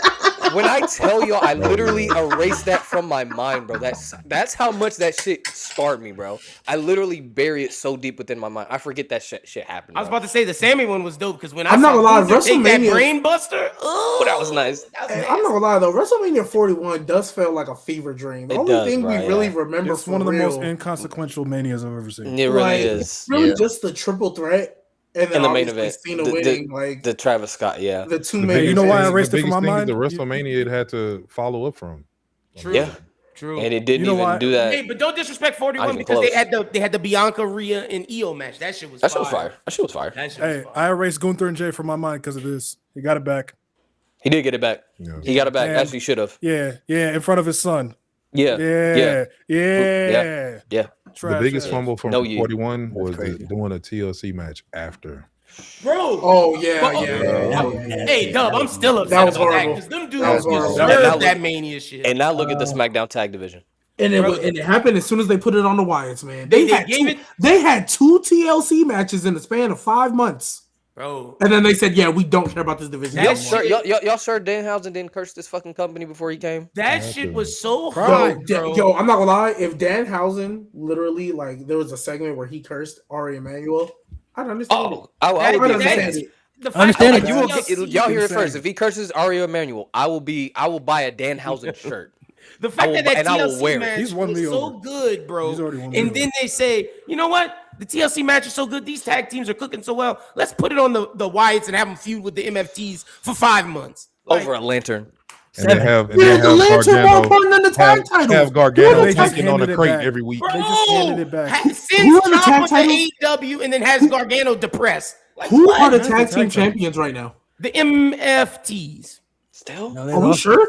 They lost it. Oh, no, yeah, they just lost no. it. It's the Weapaverse. Oh, the it's Weapaverse. Priest and And Truth. bald Priest ass and R Truth. Truth. Yeah, it's the Ball Weapaverse. truth. Look, Ball we didn't even truth. know right off. Everybody had to cut. Wait, who is that? That's Bro, so bro, bad. Bro, Damian They're Priest went from snap world champions. champion to tagging with R-Truth. This over for All right, him. let's go into Shit. to the next one. We all have Gunther winning. So Yeah. Gunther winning. Yeah. This is one of G's favorite stories. We got Jade versus Rio for the Hey, JFC, WWE baby. The Championship. Jade Is it- Fusion is it Collective. Now I will say we talked about the only positive I'm kind of looking at. We talked about Seth having a good match. Rhea has a really good WrestleMania match catalog, WrestleMania 2. So that's the only thing that's kind of helping me in this a little bit, where it's like Logistics. her WrestleMania catalog is pretty strong. She's had some really good WrestleMania matches, but the builds. Look at her opponents though. The builds. I mean, she cooking though. She got to cook to be That's able to have Becky. a strong match catalog. She's Right, doing her right. part. But I'm just saying, she gonna Don't have to do go that. real. She gonna have Don't to do do a backpack job today though, or next week though. I This is the mean- first backpack job she gonna have to Backpack? do though. That's crazy. She's gonna carry the earth For on Jade, Yeah, bro, she gonna have to he said- backpack that. She's match. gonna have to carry the earth. Naomi had a good match last year too. They had a good match last year at WrestleMania. Put some She respect gonna on carry Jay. the earth. Jay gonna come out there and cook. Watch. I think it's possible. I think Rhea. I think Rhea, yeah. I think Rhea's good enough to be able to lead lead, Jade yeah. into a good match. Like This she's shown her that. opportunity to me. Yeah. Like if she can't have a good match with Rhea Ripley, then that's going to tell us everything that we really need to know. So the Already build, know though, enough. obviously, I mean, Anybody really need some surprised. soda? Anybody need something to drink from the concession Yeah, stand? I'm not really too surprised for the simple fact if you look at the history for the last many years of the women's builds for WrestleMania, when it comes to the title matches, they aren't really that good. I mean, there's maybe like one or two that stand out, but majority of the time, they don't really focus on the women's stories opposed to the men's a lot. So I wasn't too surprised by like how the build was going to turn out to be. Now, of course, once again, overcomplicating these feuds, adding people to these feuds that don't need to be there. Yeah, Meechin and B-Fab. So it's like They both JAGs. He said Beachin. Meechin, they both go in together. So I don't know why these two are together. For the simple fact that they was getting mollywopped is by Rhea crazy. Ripley or by Jade for many weeks, and then all of a sudden now they're on Jade's side, and I think somebody even brought it up last week. They used the history of Meechin's there because of what they did to AJ Styles like 5 years ago when she wasn't even in the group. You know what I mean? When they when the OC was getting beat up by whoever it was. So they just put anything together at this point for this shit to be told. So we'll let everybody go around and we'll give our predictions afterwards. But the story, it should be the worst story going into WrestleMania. Obviously, it's unfortunate that Cody and Randy have now taken that leap, but I didn't have my expectations up too high for this, though, to be honest. So my expectations weren't like through the roof, like, oh, this is gonna be something crazy. Like what I got is kind of what I'm expecting. So my expectations aren't really like it is lowered. what I'm it not really is. like, oh, I'm disappointed. It's kind of like this is what I kind of thought was gonna happen with this feud. It was gonna be uninteresting. But like I said, Rhea Ripley has a very strong match catalog at WrestleMania. So if Jay can't have a good match with Rhea Ripley, whoo, man, yeah, that's gonna be tough, bro. She might need to go to NXT for real after that, because Better learn Chinese, buddy. Yeah, man. Japanese. Chin being added into this feud now. I like that. We're gonna start using that. Thank you, Malik. Chin being added to this feud is quite puzzling. Didn't think it was needed. Honestly, I hope that the match is better. That's the only thing I can hope for at this point, because this feud is boring. Absolutely boring. I don't care. Chin, hook me up with my favorite spicy chicken sandwich in the back. Make sure you give me some chips. I like my hot lays, and I also want a drink. And I want to switch it up. I'm gonna go with a Sprite remix. Haven't had one in a while. I think that would be nice because honestly, you have these catering all-star elites surrounding Jade that has been packing them up for all this time, and now I'm supposed to believe that the all-star catering elite is going to be a formidable force for Rhea Ripley. Cut it out. They got packed up on SmackDown with ease. Michin didn't even get a segment of her getting packed up. It was just her. She got me. My left knee. That Peter Griffin. Yeah, the Peter. That's all we got. This was not needed. They overcomplicated things once again. I think you could have just went in with Jade being the heel in this situation, going against Rhea, who's the more dominant individual. Simple as that. But I get it. They wanted to put them and have them involved in WrestleMania. Cool. I heard that WrestleMania catering is pretty good. They have every spread that you could ever think of. So while they're back there, make sure they give us some of the premium stuff, and we'll go from there. I'm going to give my prediction now. Jade, go ahead. She needs it. Honestly, if there's anybody that needs it, it's Jade, because if she loses this, what was the fucking point? They have, and it's not even, I'm not even going to blame Jade for this, because they literally, all the people that they would need for her to feud with are in the tag division. So she hasn't done absolutely nothing with the title except just, collect dust. So if there's anything that they could possibly do to help this, for at least for her run's sake, she would need to win. Because if she does not win, then I hate to say this for Jade, but her fine ass gonna have to go back to catering too with the beach in and them and hook us up with some steak and cheese sandwiches. I don't know what to tell you. I don't know what to tell you, bro. Come on, bro. She gonna be the clerk at the front. She gonna be the hostess at the front, and she gonna be seating everybody to their table. That's gonna be Jade. And I'm gonna be honest with you. I mean, Raw's right. I mean, they didn't really have much for her to do. It's really a double-edged sword. We can sit here and talk about her wrestling because that is a thing, but it's also nobody for her to fight, and her mic skills really, to me, isn't really the best. I thought the angle that they were gonna do, the last hope I had for this feud was the social media situation that happened. I'm like, okay, this I mean, it still ain't gonna be top notch, but use that somehow. How you still fumble that? At this point, I'm just like, all right. Then B-Chan and them, somebody said in their chat, they're gonna tell people to stop beaching. B-Chan and B-Fab getting this mug and was just like, hey, if you can't beat them, join them. Never made another comment about it, never made us make sense of the situation. Yeah, I think I'm gonna be drinking a lot of water before this match so I can get up and go use the restroom. But I do hope that at least Jade does take the W, and I'm hoping that the match actually shows some type of growth in her wrestling. I'm gonna be optimistic that I hope it shows some type of growth, because I think the future of what they do with these storylines is gonna matter. If Jade can't cook, to me, that messes up the storyline of when Bianca comes back. That messes up the storyline of what could potentially happen with Naomi. I mean, we got to think about the future now. Like, Bianca's eventually going to come back. And is not Bianca versus Jade one of the biggest feuds we've all wanted to see since Jade entered? So if we don't believe that she can wrestle, nobody's going to care about that match. So I do hope, for the sake of the future matches that they can cook, that she actually shows some type of growth. So give it to Jade. I've made my opinions on Jade Cargill pretty clear on this podcast multiple times. I don't think she's good. At all. I will say the title reign has not been her fault. Like, SmackDown's roster has been pretty dog shit since 2024, for being honest, because they refused to do a draft. But this feud, I expected nothing from it. They proved me right, and yeah, I'm probably gonna be at night too. And yeah, I need a bathroom break, so thanks. But yeah, my biggest problem with this thing, though, is how they've made Io Sky a fucking side character with this feud. And if Nikki Bella apparently isn't cleared, then Io and Asuka isn't even going to happen. So it's just like that's to me just asinine, considering she's better than, let's be honest, both of them. And especially how she got herself over last year is just dumb. But it is what it is. At least I got a bathroom break. Mo, I'm so glad you brought that up.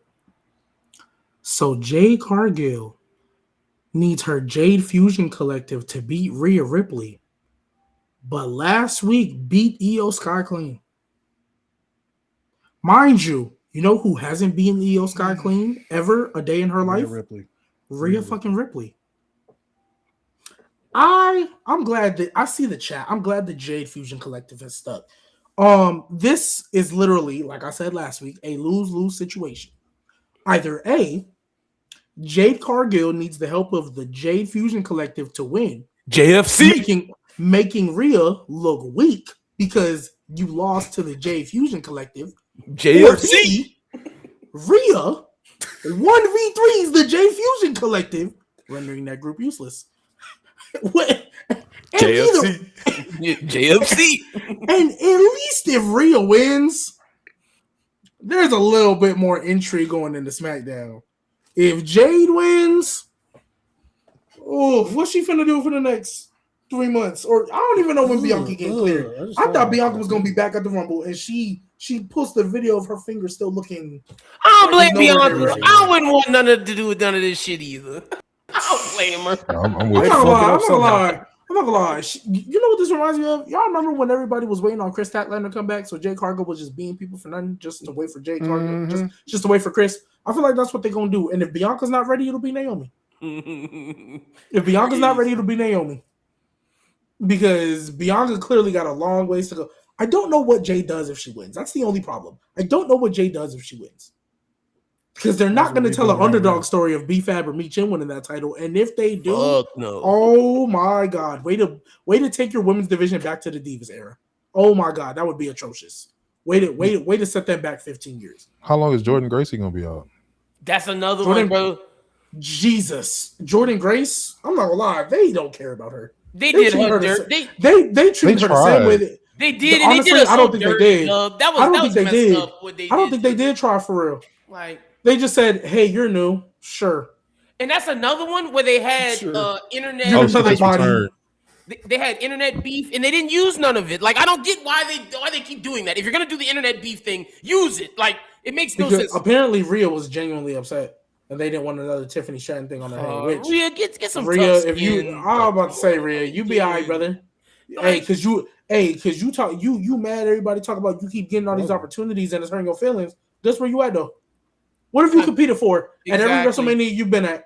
What have you competed for every WrestleMania you've been at? What have you competed for? And look, G, you know it's true with the men. They let the men do it. I'm sorry if we want to get the women's to where it's realism and realness and the feuds people care about. Let them do what the men do. You have to, you just have to. The fact that face that quality, because then we start getting to she doesn't even know her colors, and that was real. And the fact that this started with and gotta use it in my guy G Baby's words, a dick measuring contest of muscles, it makes no fucking sense. That's what this shit started with, bro. I don't even have to spend long because y'all talked enough about it. I'm picking JFC. We're going with Jadeberg, baby. Jadeberg is winning this shit because it makes no fucking sense. If not, give it to the JFC. Lettuce, onions, no tomatoes. I'm done. Mayo, ketchup, pickles. Ladies and gentlemen, what we have right here is called a burger feud. This shit fucking sucks. Jade, just Jade. Y'all already said it. My legs are bigger than yours. My arms are more powerful. Oh my God, brother. Then you bring in, what did Ross call them? The elite catering or what would you call All-Star elite catering. All-Star elite catering. Like, come on, man. What are we doing? What are we doing, They accepted bullying. Like, they got bullied and they just said, fuck it. Yeah. Just join them. Yeah. Like, bro, what are you teaching kids here? Get your When we said bring back bullying, this isn't what we meant. You can't beat them, join them as They got beat up every week. They got called bitches. They got called everything but a child of God. And they went and joined that woman, bro. This is the few they got. They got ramen noodles with no seasoning on it, bro. Bro, and the straw that broke the camel's back, it wasn't even a final beatdown. It was after the beatdown when Rhea said, "Are you okay?" And Mitchell was like, "Don't talk How to dare me. you check on me? How dare you check on me? I don't need your pity." Do you remember what you did to AJ Styles? Do you remember? I remember what you did to AJ Styles. Nobody remembered that shit. AJ Right, don't you remember go that shit. to prediction. I'm gonna just go with Rhea because I think they need to spark that tag team. That they need. I think Rhea wins because they need to spark that division up a little bit, bro. Like I agree with G. If Jade wins, I just don't know where we go from here. And Rhea's still popular, where it's like if you put the belt on Rhea, you can at least try to make it interesting and do something, bro. So I don't really think Jade and Bianca need a title for their feud either. It went Yeah, she no, went they back, don't. so. But if Wait, they do Dub, I Rhea, want to hear what you got to say. Why you say that's a cop out? That it's a safe cop out because you know people goon and like Rhea just because they like Rhea. They don't even actually have a reason to like Rhea. They just like Rhea because she comes in. This is watch you stand up, and then these niggas take their shirt off and throw it if they could. 100%. I mean, mommy's on top. Like, yeah, it's like, and then even though I do understand that it will get it, give it a spark, it's just to me it'll help them write lazy because. Yep. Now Rhea don't necessarily have to fight anybody or anybody that she faces. Everybody's just gonna want Rhea to win. So it just kind of we get back into that. And like y'all said, why bring these two women up and start this? That kills the group instantly. Yeah. That group is done. I mean, they've been done, but I mean, Please kill him. The group was done from the beginning, bro. Please kill him. Shouldn't have started. Honestly. All right, so let's move on to the other women's match. We got Liv and Stephanie. This actually has been done pretty well, though. I actually do like what they've been doing with this one. This one has been done a lot better than I thought it would. I'm a little interested in. I think the match will be pretty good. I think the promos and stuff they've been doing have been pretty good as well. So they've actually been making this one interesting, opposed to the other women's match. So kudos to them though, because like I said, with the women's feuds, you never really know what's going to turn out to be and how they're really going to do it. But this one, for what they've done, I think it's been done pretty well. I like what they've done with it. So.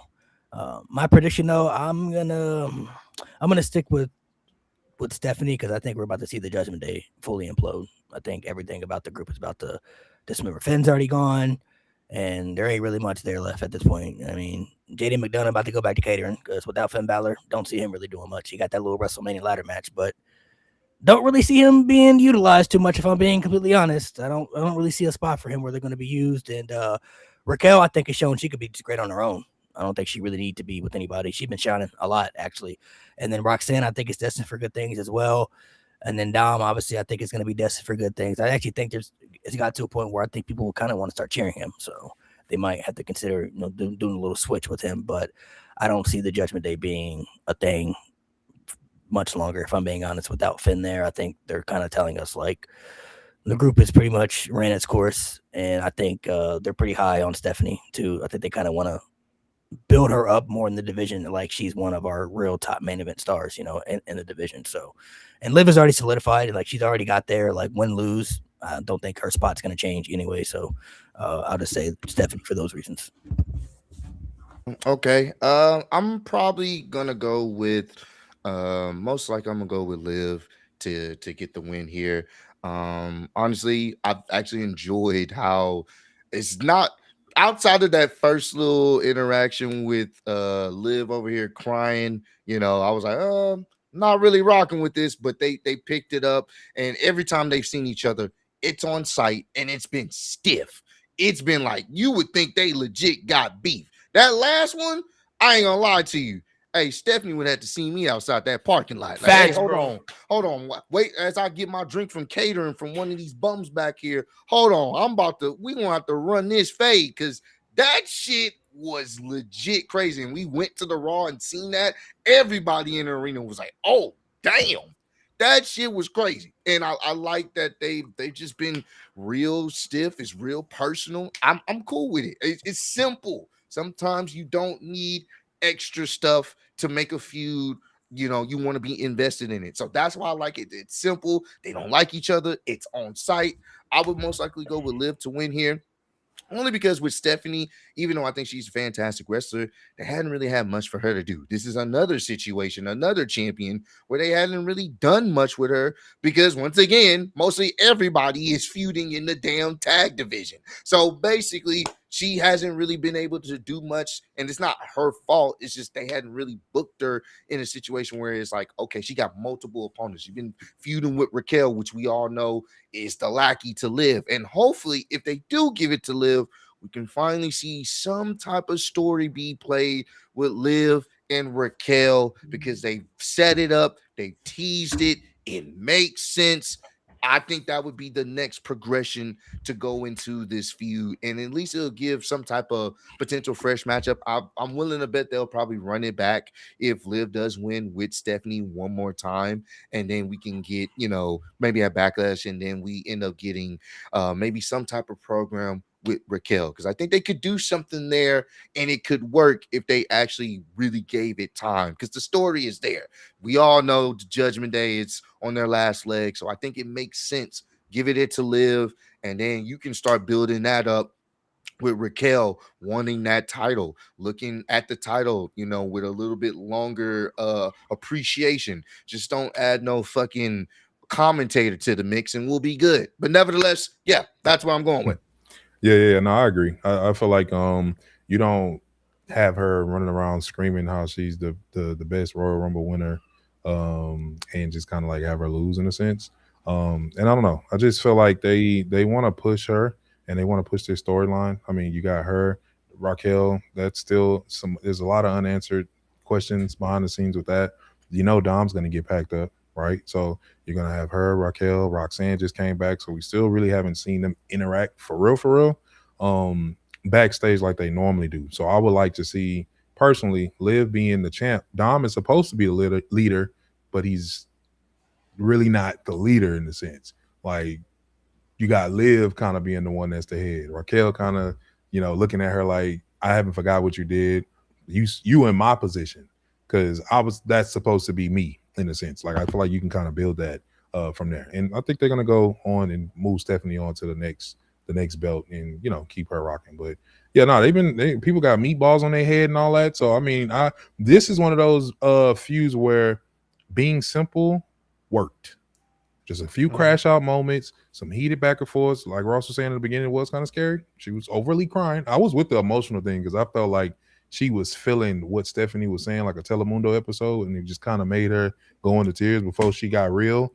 But she kind of dragged it on a little too long. And then once after that, you just seen Stephanie trying to come in, Liv come, bam, bam, bam, packing up. They backstage brawling. And then it's like, okay, something simple, not too crazy. And I just want to see a good match. And I don't think Liv has won at WrestleMania. She hasn't. So, I mean, this is one of them things that you can throw in there as our first actually official win outside of a pre-show. So, give it to her. Yeah, I'm with y'all. I think Liv gets his belt back. I think they gave Stephanie a long enough run because they clearly see a lot of value in her. And they gave her it's been since September. Yeah, so I don't think her losing now is going to hurt her too much. Liv, they've kept the belt off Liv for a minute, and obviously they value her as one of their top women. So yeah, I definitely see her getting it back. Yeah, I mean, I also take into account that Stephanie should be winning at WrestleMania, but Naomi got pregnant, so they just kind of sped up the process. So I don't have an issue with it.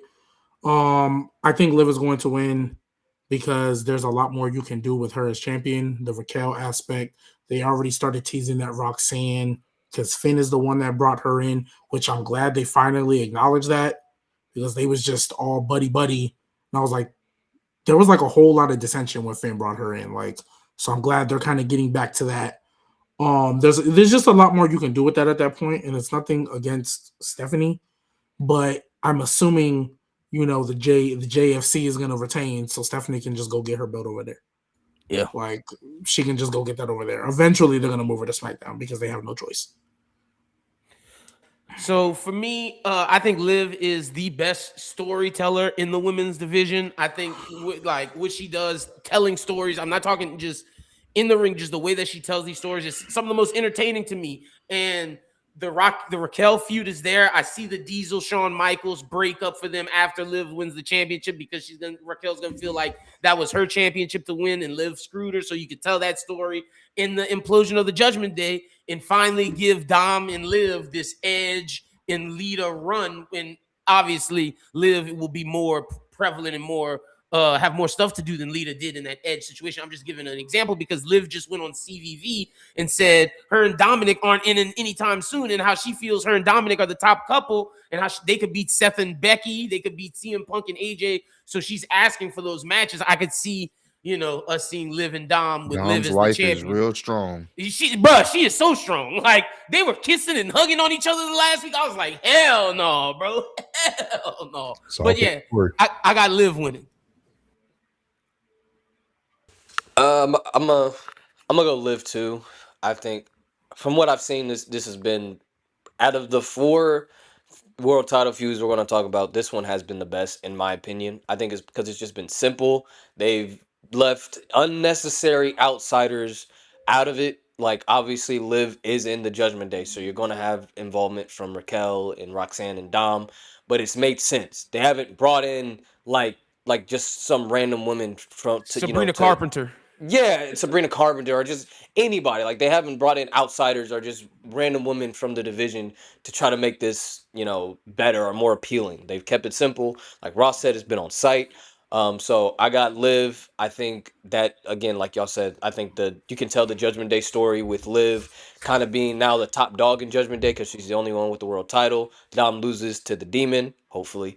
And then now Liv is like kind of like now she's like default. She's like, I'm the new leader. And like Raquel's like, what the fuck? I don't like this. You can have Roxanne be the same thing. Maybe you could finally, pull off what they were teasing when Roxanne first came in the Judgment Day. I thought she was supposed to be, taking Dom away from Liv, but maybe you can play into that a little bit more going into SummerSlam. Give Roxanne Money in the Bank. Roxanne Money in the Bank, like Raquel could win, Roxanne could cash in. Like you could do so much with the Judgment Day storyline and with Dominic and Liv. So I think Liv winning would do a lot of that. I think they could send Stephanie to SmackDown because their Lord, they're going to need it because God, that division sucks. Like on Unreal, they're like, who we going to feud with? Who's Chelsea going to feud with? Zelina again? Mia Yim? Like literally went through, like literally admitted their division fucking sucks. So just send Stephanie over there. She can feud with Jade or Rhea. Like that would do great. Like especially post WrestleMania, that would be a great feud. So I'm gonna go with Liv. All right, we got 2 more matches we're going to talk about. Save the 2 best for last, if you ask me. So this first one we're going to start off with, I think this has been the best story they've told, and it's not even for a title. It's not even a main event match either.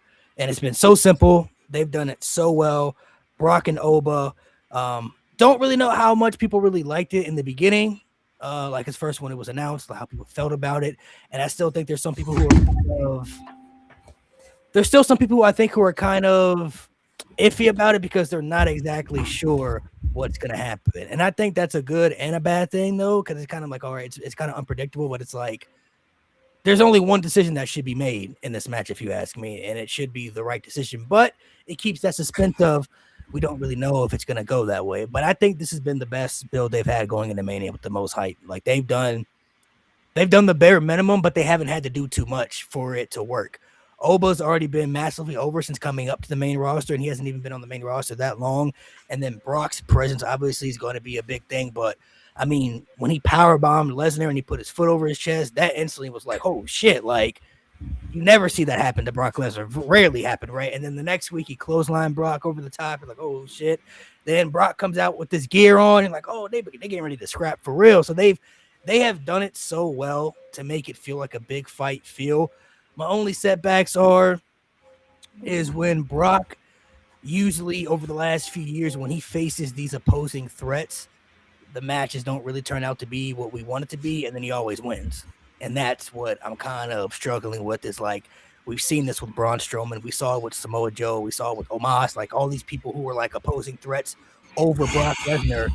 He beat all these guys with like one F5, and then most of those guys' trajectory went downhill after that. You know what I mean? So if it's done right, this could be done so well. I think Obafemi, out of everybody on WrestleMania, is the number one guy who has to win over like any match. Like he is the one guy who should not be losing. At every match you could think of, this guy has to win.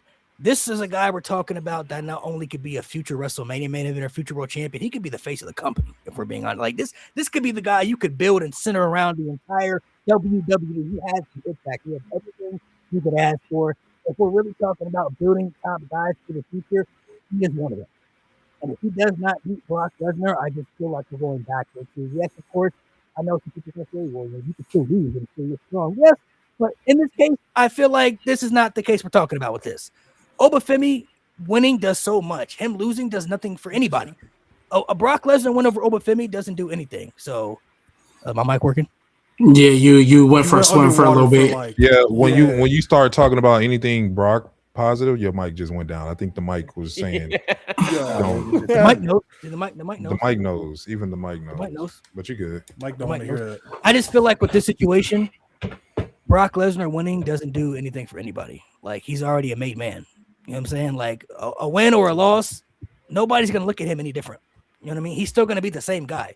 He could lose every match from here on out to Gunther, and I will not look at Brock Lesnar any differently. He's still gonna be the same opposing still guy. Trash. Because when he shows up, he has that feel of I can kill you when I want to. You know what I mean? So Obafemi is like the guy that I'm looking at where it's like, bro, you have so much, you got so much here in Obafemi. If he doesn't beat Brock Lesnar, that just tells me we're still kind of in the ballpark of like we're still relying on the old stars to sell tickets, and we're still relying on the old stars to be utilized in main event spots.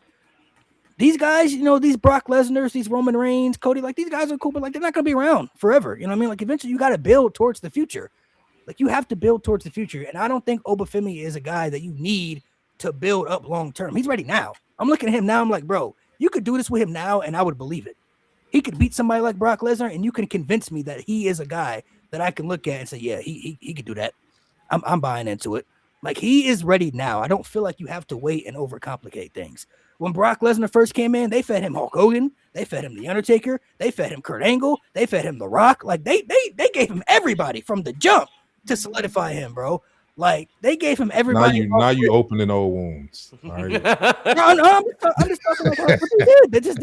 They gave him everybody from the jump. With Obafemi, like you give him Brock Lesnar from the jump, that's instantly going to me, and especially tell the audience who may not have watched NXT. That will tell the audience that Obafemi went from here to here. Like we got to take this guy serious. He just did Brock Lesnar dirty. You know what I mean? Like that makes him more serious. So I don't care what anybody says, bro. There's no reason this guy should lose. Out of everybody on WrestleMania, he is the one guy that has to win. It is a must. He has to win. There's no debate about it. If this guy does not win at WrestleMania, the crash out's going to be crazy, especially coming from me, because I'm looking at it like, bro, there's no way he should be losing. There's no logical explanation you can give me for him to lose at WrestleMania. I say we all pull up to HQ. Yeah. When it's pull up to HQ now it's weed, but when I wanted to disappear, I didn't say nothing else. He didn't say what we gonna do at HQ. We can egg the windows. I didn't say what we was gonna do. Nigga, you said walk in with all black. What that mean?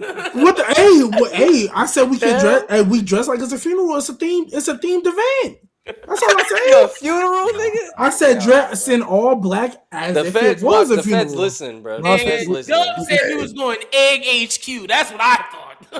We're going to HQ. We can't show. We can't show up to HQ in all black. We can't show up to HQ in all black. I'm showing up with a carton of eggs. I'm not showing up at all. I ain't saying you had to wear the suit all black. You should have been some joggers. Hey man. All I gotta say is Oba. Yeah. Oba. Oba. It's simple, bro. It's simple, bro. The best feud, like the best build-up has been the most simplest. This right here works. It works as soon as Oba came out there initially, and from there, it's been fantastic. Every time they announce them on the show, people get hyped. And there's a reason for that. This feels like a main event. This is a main event caliber match the way they built it up. And honestly, this should end night one. If it was up to me, it would have ended night one. It would have ended night one. But nevertheless, it's simple, bro. You don't have to overcomplicate this. If you have Oba win, you have made yourself a new star. You've already been doing it every single week. He gets the loudest reactions. We were there in Houston live. They were chanting for Oba before he came out there. And when he finally came out there, the aura was felt. And that is something dope to see because you have something here. And it's not easy to make new stars, especially with them just being straight from NXT because not everybody watches NXT. Not everybody knows. So for him to be this over, this quick, and they're putting him in this feud, you will do a disservice to him and the fans that have got invested if you have him lose. That hurts him. Anybody that's saying, oh, it's Brock, he'll be okay. No, he won't, because what you'll tell everybody that pays to go see this show and everybody watching around the world, we like Oba, but he's still not the guy. That's what you tell everybody. Because the guy that you want him to beat is fucking leaving. He's already said he's about to leave. So it does no good. Like Malik said, Brock came in beating a lot of legends. This is a revolving door. Now he needs to be the one to put over a legend, and I think he's been doing a fantastic job of selling it. This has looked like the most fun I've seen for a WrestleMania build in quite some time. Just two guys, no extra fluff. Hey, I'm new on the block, and I'm here to take you out. I'm the old guard. You ain't taking me out. Let's fight about it. Simple as that. I love it. And you know, it's a simple thing. And even within the match, even though there's gonna be some back and forth, I want Oba to kick out of F5-1. I want that to me lets me know, oh shit. This ain't gonna go the way Brock thinks it is. You build that up. Build him up as somebody not just barely getting by. No. We don't need barely getting by because our brothers have been getting packed up by this one motherfucker for years. And none of them have been able to actually withstand any type of F5 or any type of offense from him. So if you gonna do this, if you gonna have this nigga put his foot on his fucking chest and point at the sign, this nigga need to be kicking out of the F5-1. This nigga need to be making sure that Brock is confused, flustered, don't know what the hell's going on, and really build him up as the next big threat in the company. Because after that, guess what? You haven't beat him. Now you can start setting up these dream matches. He just beat Brock Lesnar on his first WrestleMania. Let's see a Oba and a Roman Reigns feud. That can cook. Oba and Braun Breaker. That can cook. Oba and Gunther. If you have Gunther retire him, you can easily make that match. And the simple fact that he beats Brock Lesnar, that automatically puts him in the category of so many fans' eyes as a potential world champion, that is exactly what you want. So simple. Have Oba do his thing. Brock get a little bit of offense in, but I want to see Oba demolish this nigga, bro, because then it shows. They let Goldberg do it. They let Goldberg do it when he came back. So there's no excuse why they can't let him do this. That's it. You got it, Doug. I want Oba to end him, bro. Like, why you sound like that when you said it? Why you sound like that? That meant a lot to him. He salivated. He said, I want him to end him, bro. This is for you, Biggie. This is for you, Biggie and Kofi. A lot of them. This is for and go in there and tell Brock. And when you kick out in one, tell him I ain't Kofi, nigga. Tell him that. I better see his lips say I ain't Kofi, nigga. Come on and beat his ass. Wrong African country. Like I don't even know. I think the worst part about this is I'm gonna miss seeing Brock get his ass whooped every week. I think that's gonna be the most I want to see Brock on there is because he's not gonna be getting his ass whooped weekend to weekend to weekend, just coming in there bouncing and shit. Nothing even crazy about it. I was in his ear. I gave him a mouthful. Y'all think Brock all that? He not. You feel me? He not. Hey, you can pause all you want to. God damn, People know man. the Lord. They That know the was Lord. crazy. They know the Lord. If you know me, you know the Lord. Oba, you go in there and you in him. I would to even have him retire him. I don't know. Just I don't know what that would go crazy. And I know they're gonna save it for Gunther, but TKO will be good in my eyes. Hey, that's real. That's real. If they let Oba retire Brock, I won't say no more wrong about him. I'll be on here defending them against all y'all. You hear me? So hey, Pat McAfee and Jelly Roll 1-on-1 main event, WrestleMania Backlash. If Oba retires this nigga Brock, you think I give a damn about punting Pat? Punting Pat? For that You think I bullshit give you a just damn? said.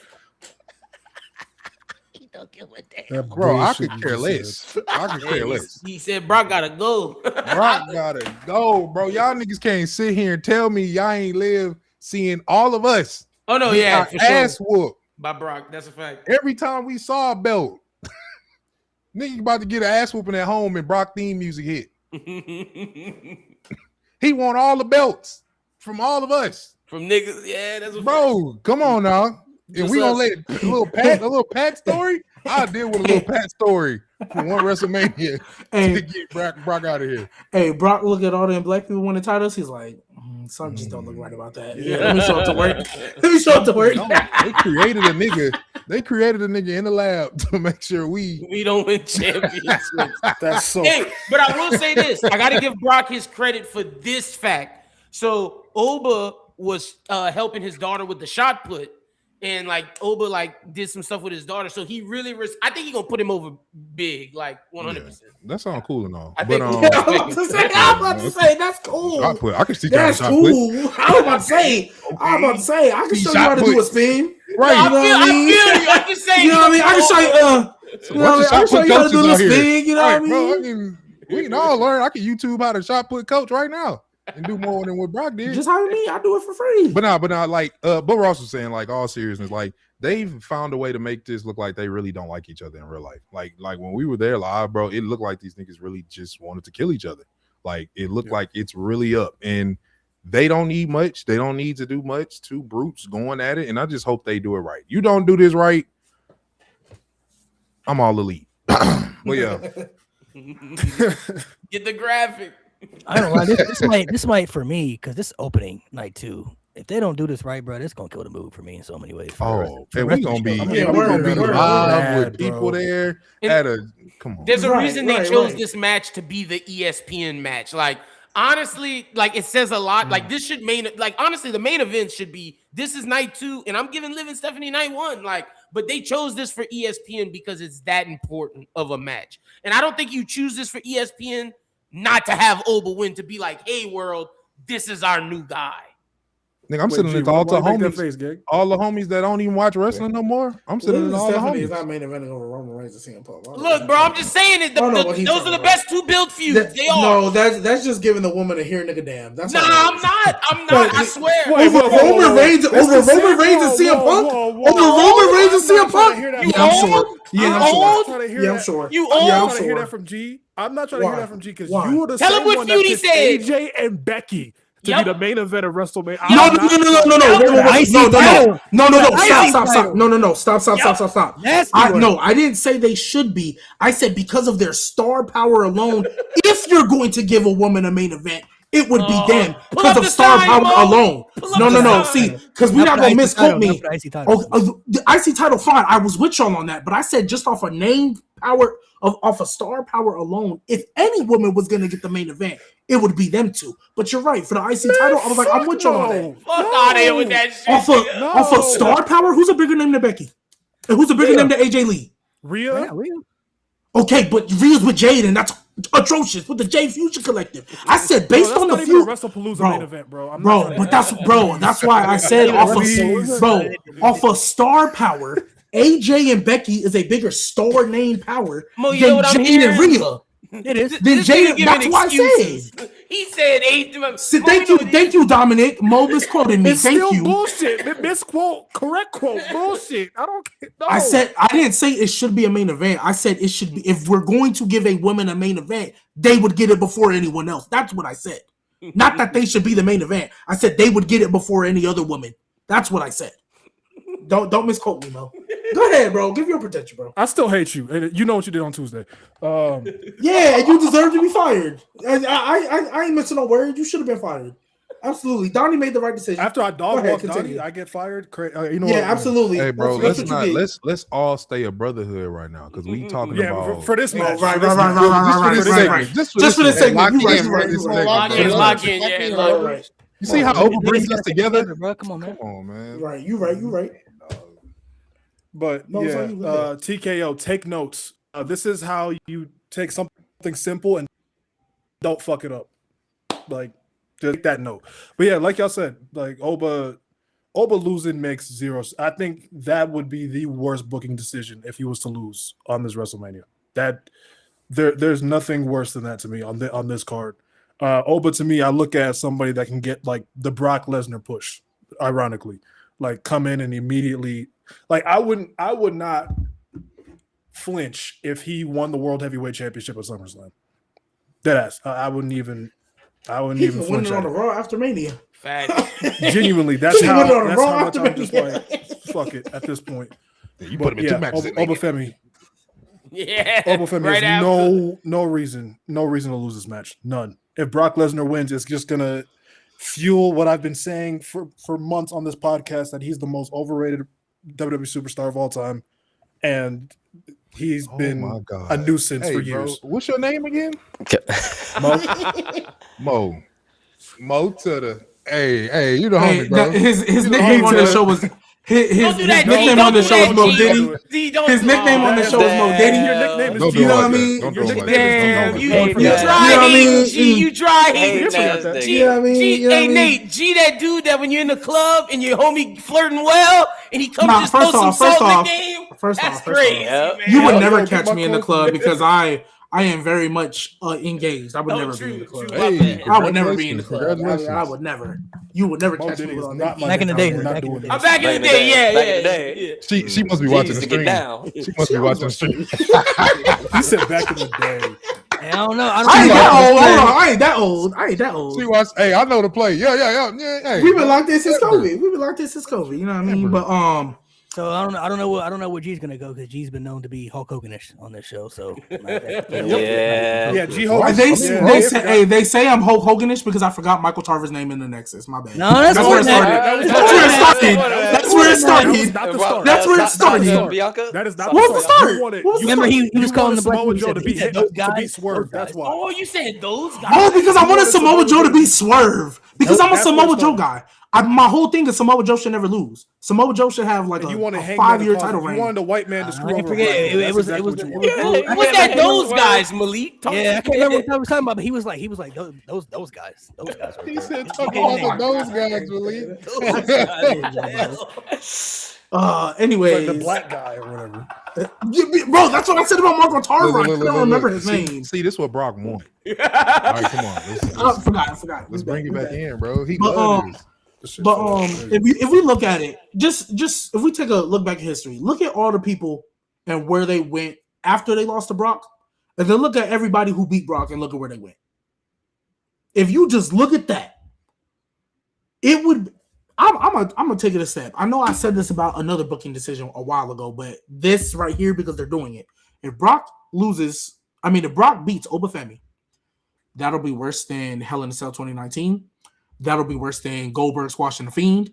That'll be worse than the finger poke of doom. That'll be worse than Jeff Jarrett laying that. Yes. And here's the reason why I say that. Whoa, and yes, it might be no. Here's the reason why I say that. Because listen to me, y'all. Here's the reason why I'm gonna say that. With all them other decisions I just made, even though Bray Wyatt could have been and the Fiend could have been, looked at really, real high, right? They weren't looking at Bray Wyatt to be the face of your company. Sure. He wasn't going to be the face of the company by beating Seth Rollins or by beating Goldberg. Obafemi literally has the opportunity to be your face because I know they wanted Braun Breaker. They were grooming him clearly to be in this next spot. You have the Javon Evans, Trick Williams they got over. Obafemi can literally be the next face of your company that like is doing all the media and doing all the signing autographs for little kids and doing everything you want in a ultimate megastar face of your company, right? He can be doing all of that. He can be in that next phase. I said it earlier, but if he wins, let's just say for whatever reason, Roman Reigns decided, yeah, I don't want to be here after he beat CM Punk, and they decided to put it on Oba, nobody would be shocked. Nobody would say it's a problem, and everybody would love it.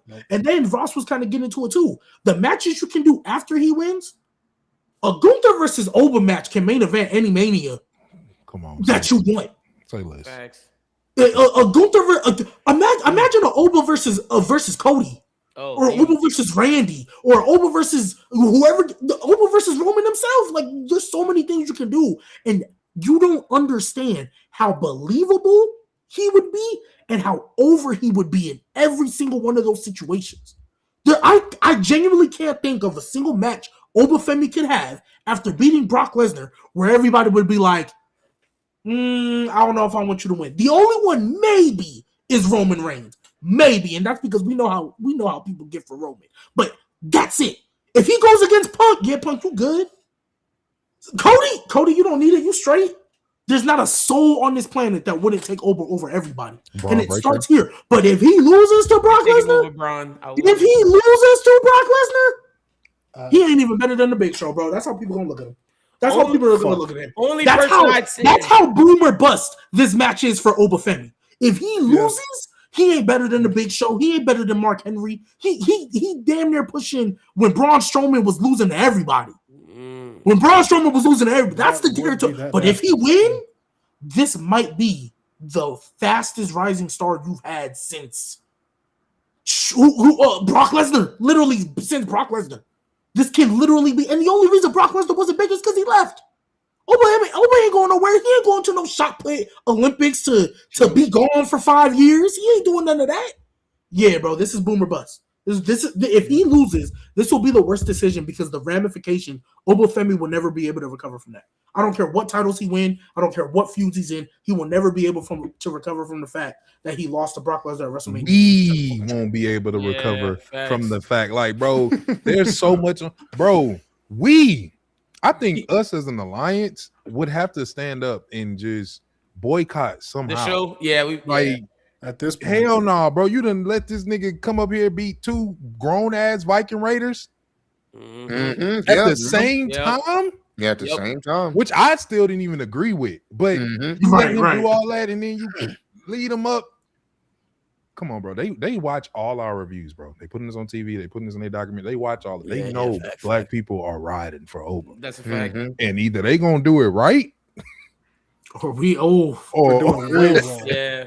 And Malik said it too. It'll literally ruin the entire. Like, y'all remember when we came up on the show when the Demon Finn Balor lost took the chair toe, and I said it ruined the rest of the whole night for me, especially because then Bianca won when she didn't need to, and then Roman retained. Yeah, bro. The night 2 will be the worst night of WrestleMania if Oba loses, because nobody's gonna care. I guarantee you, most people are not gonna care about anything else that happens on that show. They're not going to be able to enjoy any match. They're not going to be able to enjoy any story. Even if they're giving you 5 stars to 5 star to 5 star match, it's going to fall down because why didn't Oba win? Yep. They're going to look at it like, wow, you literally had all this. All you had to do was make Oba win. I'm with Malik. This is number one. If you can make every wrong decision in the world as long as you make Oba the winner, and it'll be tolerable. This will make up. If they're ever able to make up for the fumble of Braun Strowman, this is it for me. This is it for me, because the way they did Braun Strowman dirty, I'll never let that go. I can never do that. But if they can possibly make it up, this is it. You have a chance to redo the wrong. This was my final one of the people I think need to win. Obafemi's number 1 on the list. I'm picking him to win. To G brought up anybody you think could beat Oba after this. There's only one man, and it's another black man. It's Trick Williams. And I thought of something interesting I want to ask y'all, Dub and Ross specifically. I want to get y'all take on, because we know we all want Oba to win. Do y'all think it's interesting they chose Trick Williams to do the Black Media Tour, not Oba? Not to say, like, he was on the Mall show, he was on Breakfast Club, He did the whole Black Media Tour, and Oba didn't do it. Like, how y'all feel about I that? think It's- because Trick is more of that Flint, like he's more Gotcha. the talkative person. Yeah. He's the one that's gonna get you in to get you into the seat because he knows how to sell the match with his charisma. That's who you want, honestly, talking on the radio shows. Not to say that Oba can't, but Oba's more of a straight line, straight shooter situation. Like he's gonna kind of give you the straight answers or whatnot, and you're gonna kind of you will still believe what he's saying because of how imposing he is, how he carries himself. But Trick, he's gonna give you the flash, and Gotcha. that's what you want. So it makes sense why they would have him do more of the media rounds because he's gonna give you more of the gift of gab when it comes to talking and trying to sell up a match or whatnot. Not to say that Oba can't, but I don't see Oba as that character. I see Oba as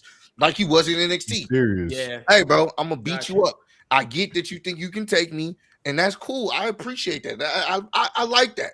But at the end of the day, I'm gonna beat you up. I don't really have to say too much to you. You know what's up. When you hear my music and you hear the chants, you know what's coming. You know what I'm saying? You don't have For to sure. do too much with him. So. Yeah, and I I just don't thought want it to was see him. interesting. I don't want to see him doing all that. Like I want to see him about his business. Like I want to see him as like I'm here to take care of business. I'm here to pack somebody up. You call my name. You call me out. Whatever the situation is, or you in my way. I'm here to pack you up. Trick is the one where you get more of that. Sell me the show. Javon is more of the I get to see the some dope moves. I get to see some tough action. You young, you can get up. You got hops. You feel me? You got the bounce. So you get kind of like the best of the trio. Yeah, out of those three. So to see that interaction like they did in NXT, but on the main stage, I think it's gonna be tough. But yeah, that's kind of what I feel about that. For sure. Go ahead, Nate. I mean, I already said it, man. Oba. I mean, that's we talk about it. I talked about it when Roman won the Rumble that they need to build new stars. You want new fans, build new stars. They keep going back to the Roman well. They keep going back to CM Punk. They keep going back to Cody Rhodes. This is your literal opportunity to create a star, like a young star in his 20s, and propel him to the main event. By SummerSlam, Oba could be world champion. Like literally, that's how much this win means. And the only way I could see Brock winning is if TKO doesn't see any value in Oba winning right now. They're like, you know what?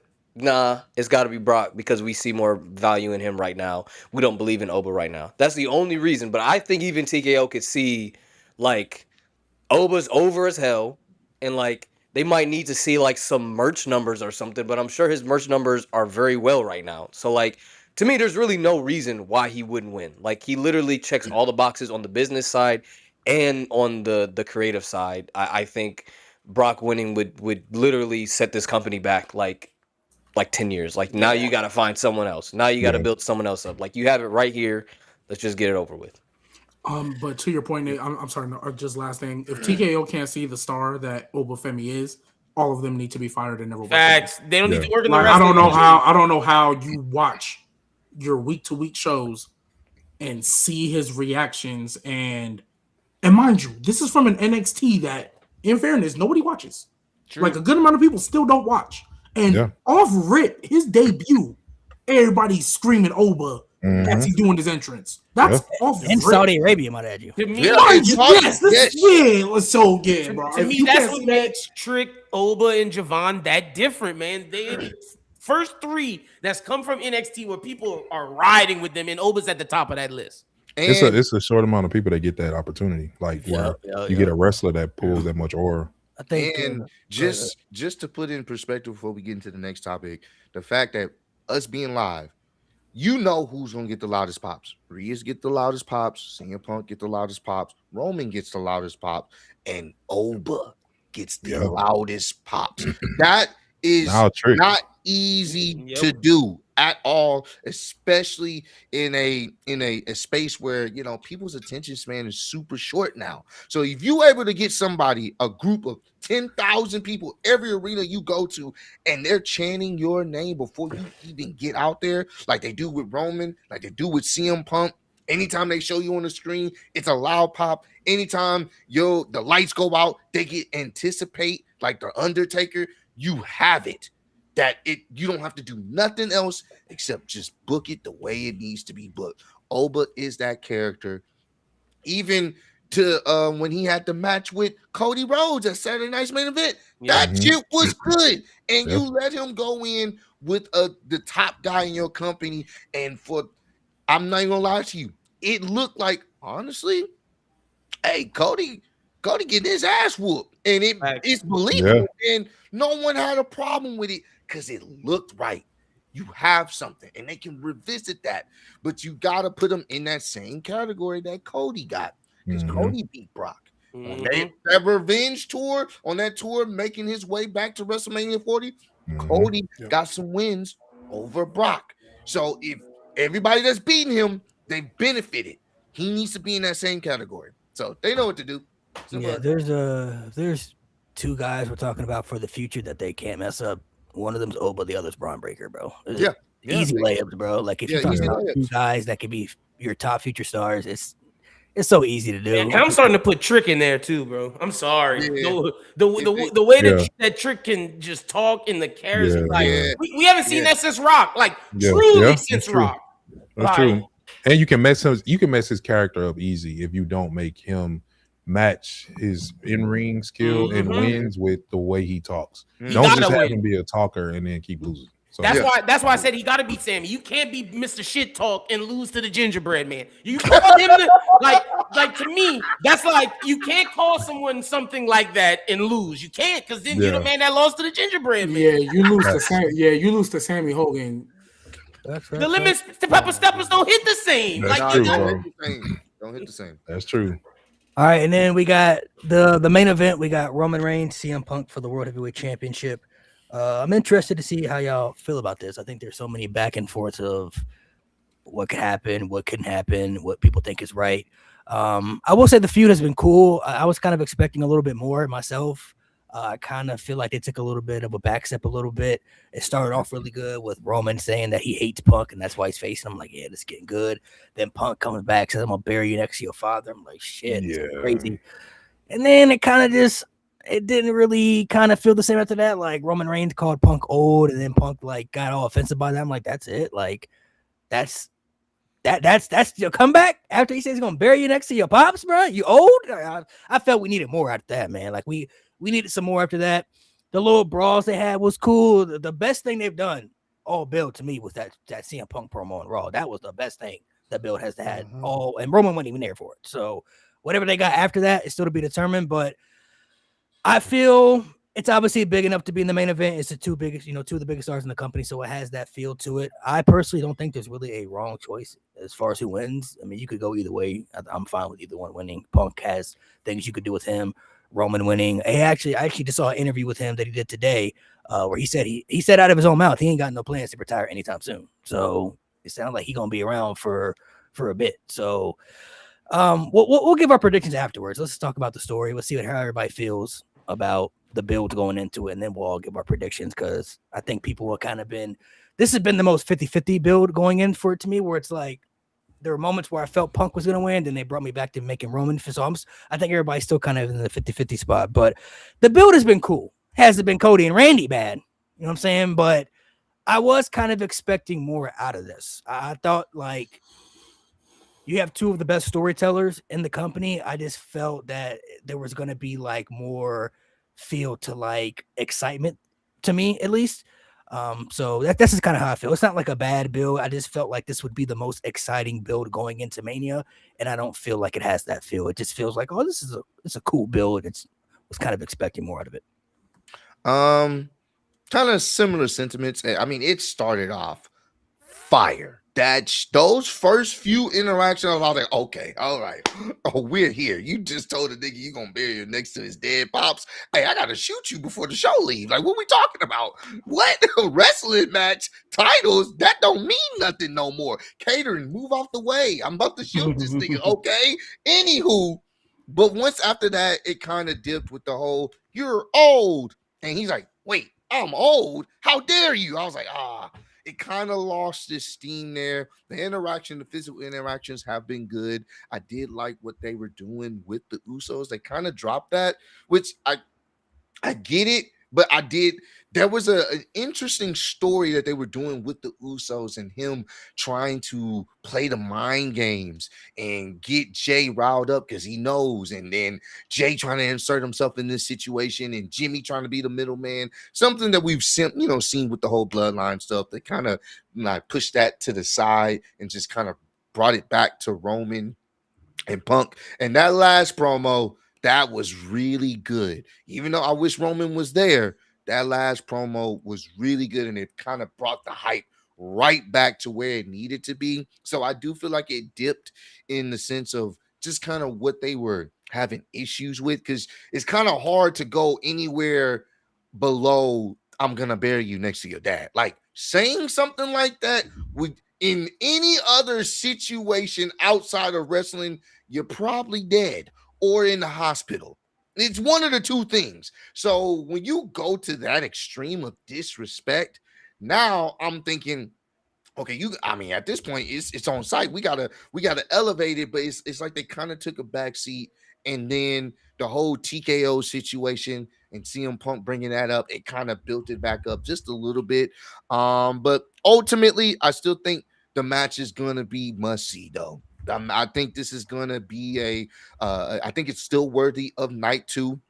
It's gonna main have event. Yeah, it's gonna have the feel. This is going to give that feel. We've seen shades of it last year with the triple threat, which I enjoyed a lot. That build to last year's Mania for night 1, that shit was great. I enjoyed that. So now we got them on a one-on-one situation, no bloodline, just them. It's going to be an interesting story for them to tell within the ring. I am still excited about it, but I do agree that it did dip in certain parts. It didn't have that intensity it had initially when it started, but it started to gain it back with that last promo. And hopefully tomorrow they can give us that crescendo peak right before WrestleMania to really get us like, all right, man.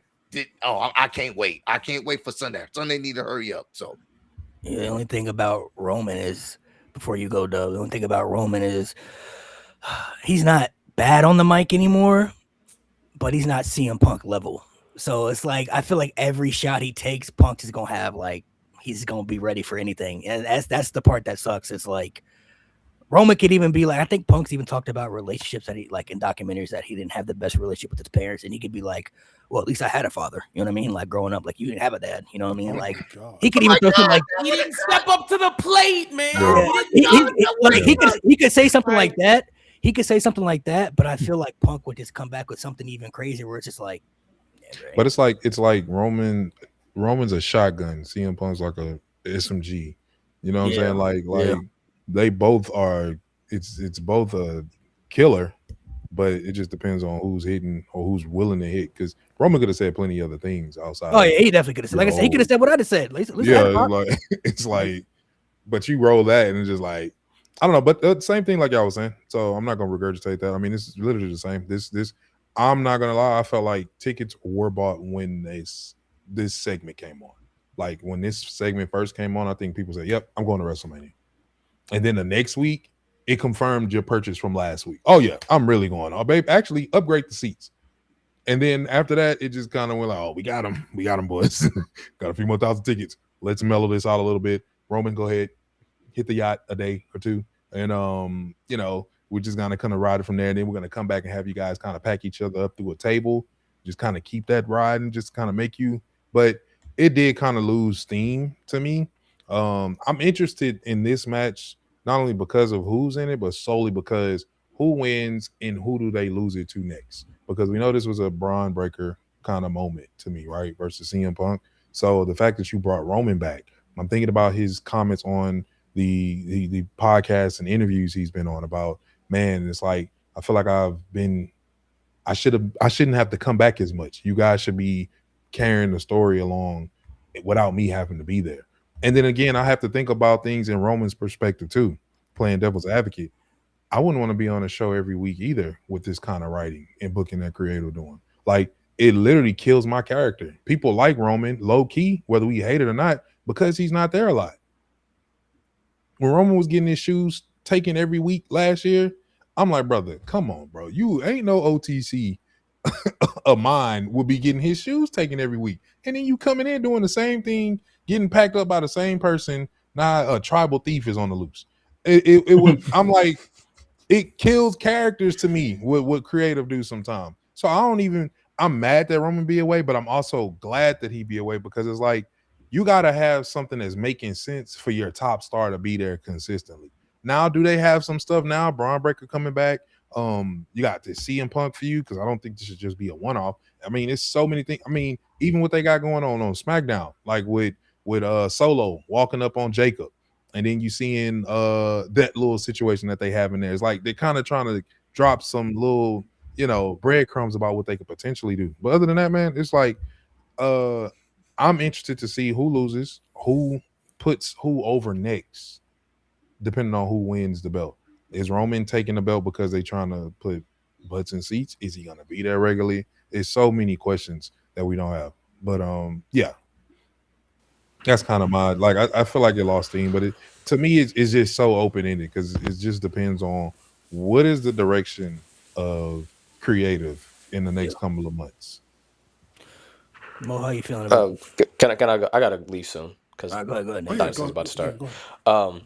I'm gonna give my prediction and my thought on this. I'm gonna give my prediction first. I think I'm gonna go with CM Punk. I think he should win. I don't think Roman needs the belt again because you're going back to the same well. I saw someone make a post and they were like, "Oh, put the belt on Roman, have him go on this run." I'm like, why are we relying on Roman? We literally have guys who are ready. Like, come on, like we don't need Roman to win the title again. I don't, because we know what's going to happen. He's not going to show up. He's going to be gone for like 2 or 3 months. Then they're going to have to create another world title for the other guy. Like, we don't need that. Just have CM Punk win the match, and then Punk can drop it to Oba or Braun at SummerSlam. And honestly, you can have the other guy win the other belt. I think Braun and Oba should be champions by SummerSlam if you really want to solidify this new era. Like, because get these old guys out of here. Like, this is like late WCW shit. The way they keep putting 40-plus guys in the world title scene holding these belts is ridiculous. I think CM Punk should win. The feud itself, I've seen clips. The promo was really good. The last promo he did.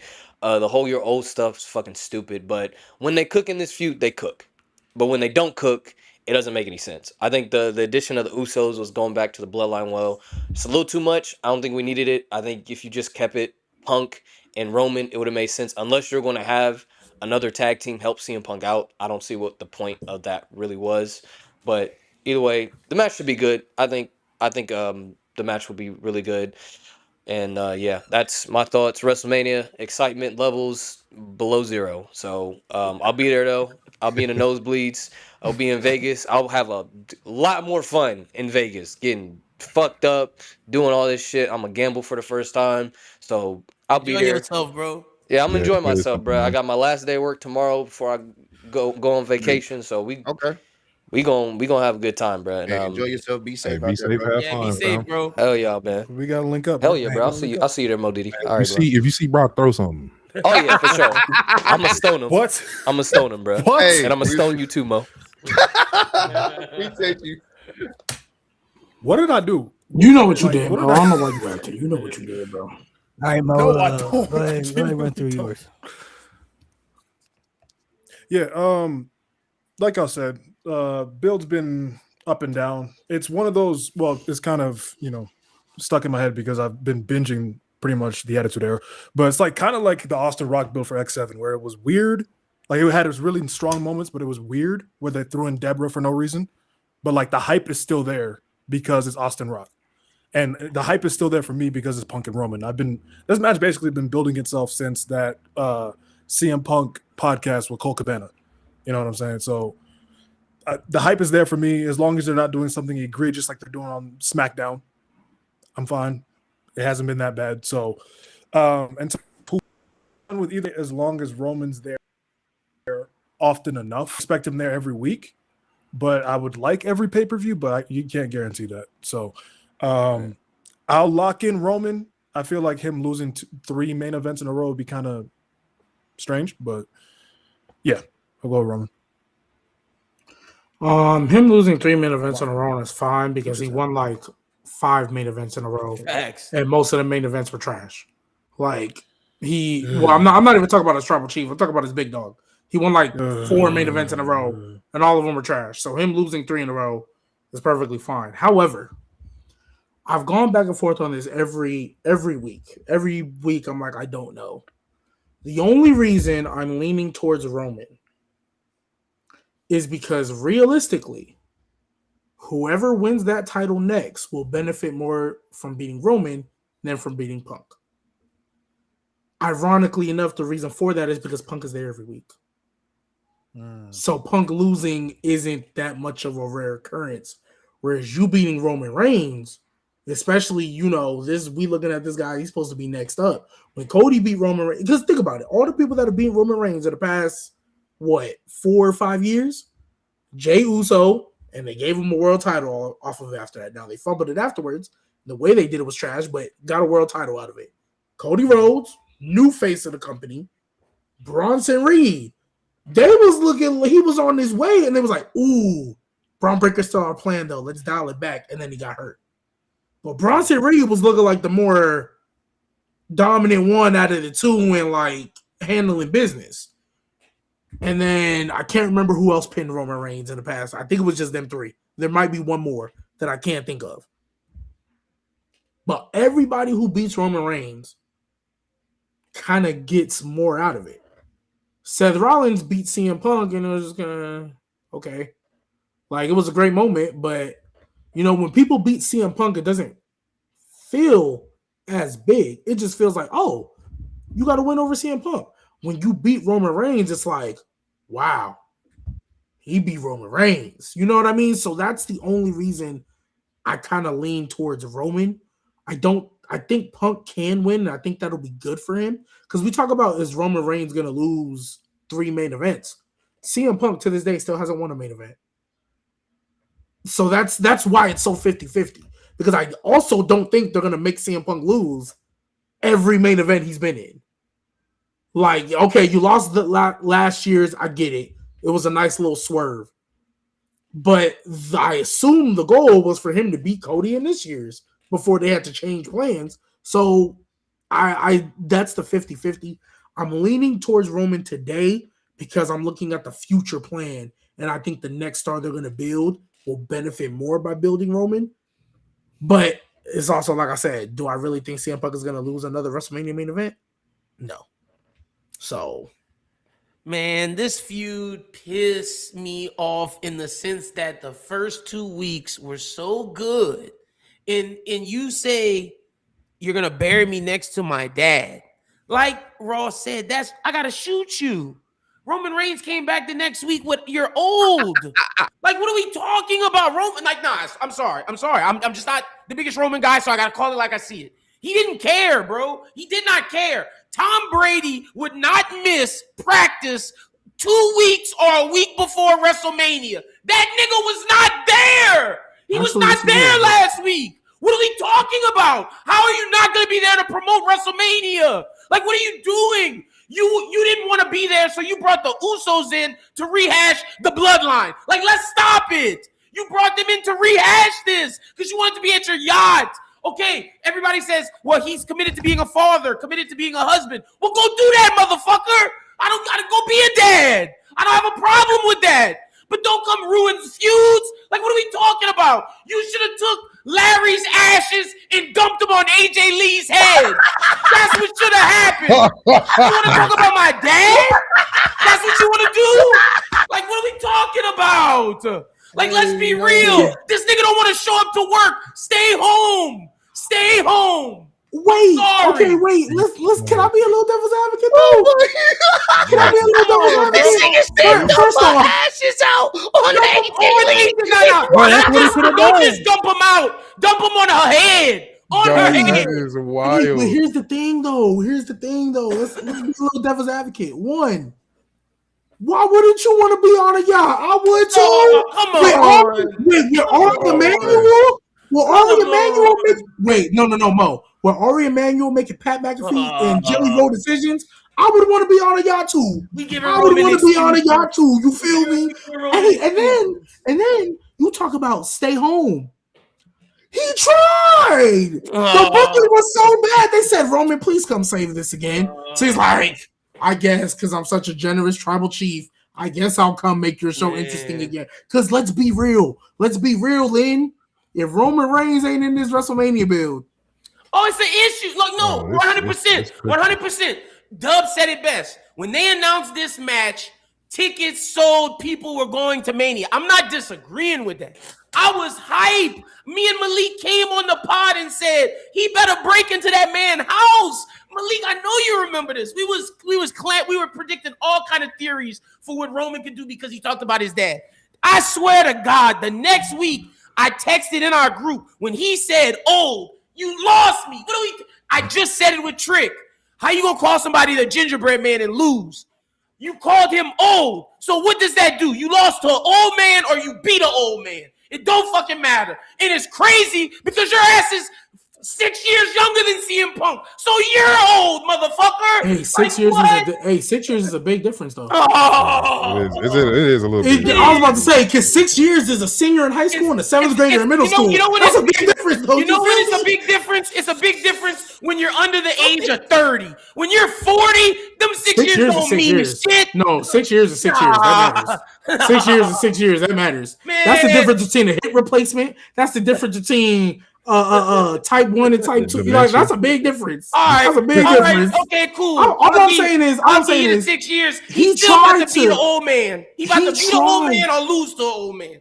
Okay, but so again, more devil's advocate, because again, let's be real. CM Punk, even though they 6 years apart, CM Punk, when he wrestled, love CM Punk. Oh, he looked rusty. I'll give it to you. It's a major difference. I'll give it to you. It's a major difference. Like, I'm not denying CM Punk looked like he need to retire in a year. Roman Reigns still got like a decade, or maybe not. I'm not denying that. Like, you know what I mean? It's just, you know what I mean? Look, you ain't asked me about the in-ring. You talking about the feud. And about the feud, Roman Reigns didn't show up to work. I'm sorry. The fact of the matter is, and I got to go back to my guy because I can only say what my guy does. Cody is willing to bleed every motherfucking year for WrestleMania. Every year. Because he ain't got no choice. He ain't got no choice. Hey, that ain't good either, though. It might not be good. That tribal chief trying to sway, though. To me, that's dedication. He should if he's the guy. He didn't have to. I'm not saying that about to wipe my blood on the belt and show my mom. The Rock should have got shot. The Rock should have got shot. And that's why him and Rock, they had their shit. But I'm just saying, all I'm saying is Roman should have did more, bro. And I can't blame Punk because Punk was here every week. Wait, but the Super Bowl he did. Look. You talking about at least Punk was here every week. I'm gonna keep it a buck. If we sticking with it, I'm not about to give you no participation trophy because you was here every week. Boo hoo. Guess what? You wouldn't be main evented without me. You wouldn't be in this main event without me. You wouldn't be. You lucky I chose you. And even though I do agree that calling him old was a step back, I feel like they told it in reverse. But the story they was trying to tell was CM Punk has said like 17,942 times that I'm in your head. And Roman Reigns like, you talked about my dead father. I ain't hit you once. I said you're old and you punched me? Yeah. Who's in for real? That's the story they I'm in my head. The execution was not good. But even Roman cut the promo after they went over here and he talked about in my head, but I said this, and that's what caused you to. That's the only thing about the back and forth that didn't make sense to me on Punk's side, because Punk, you cooking. You don't have to let old. That's right. Get to that point. I'm just like, it makes Roman it validates Roman. Like, it just made it look weird because, like you said earlier, bro, CM Punk's a machine gun, bro. The pipe bomb that he dropped Monday and all that, like, he can go with the best of them. Old? I got you, G. You thought you got me, but I got you. I'm just asking questions. I'm gonna ask you a question. So, and Dub made me think about it because you're right. That old thing didn't make sense to me. If you say you hate someone as much as Roman Reigns said he hated CM Punk, something else should have been done. I'm sorry. That man started the promo segment with, "I hate every living fiber of your being. I hate everything about you. I hate the way you walk. I hate the way you walk." Got you. What you doing? Got you. So here's my final rebuttal to that. Yeah, when I hate somebody that bad, it don't matter what I say. I know I'm gonna get you anyway. So I'm gonna hate You you. know all what I the way mean? to Like TKO. you're old. You're old. If you hate somebody that bad, I you don't talk even about your daddy that just it's died. not even Fuck it's no. not even it's not even hate. It's disrespect. He don't even respect Punk at that point to give him a real rebuttal. Man. He didn't even want to be the one to spear him. It was Crash Out Yeet Man over there that made him do it. That got in his head. He didn't even care to spear him and put it through the table like that. That's how much. Man, look, all I'm saying is Roman Reigns looks at Punk as beneath him. And if he gonna be beneath me, all right. I'm gonna put them fucking ashes on your wife's head. That's how you gonna be beneath me. I feel like for me, I'm at a point to where I feel like Roman doesn't have to be there all the time because his presence is much felt. They know what they have in Roman Reigns. So Roman is there. It's going to be must watch. People are going to want to see what he does, whether it cooks or it doesn't cook, to be determined. But like he's there, so the presence is going to be felt. But I do feel with Lynn, like when WrestleMania comes around, you got to be there. Yeah. Like you have to be there for WrestleMania week, bro. You got to be there to tell the story, and you got to be there to make sure it feels big enough to be in the main event because you're going to be in the main event spot.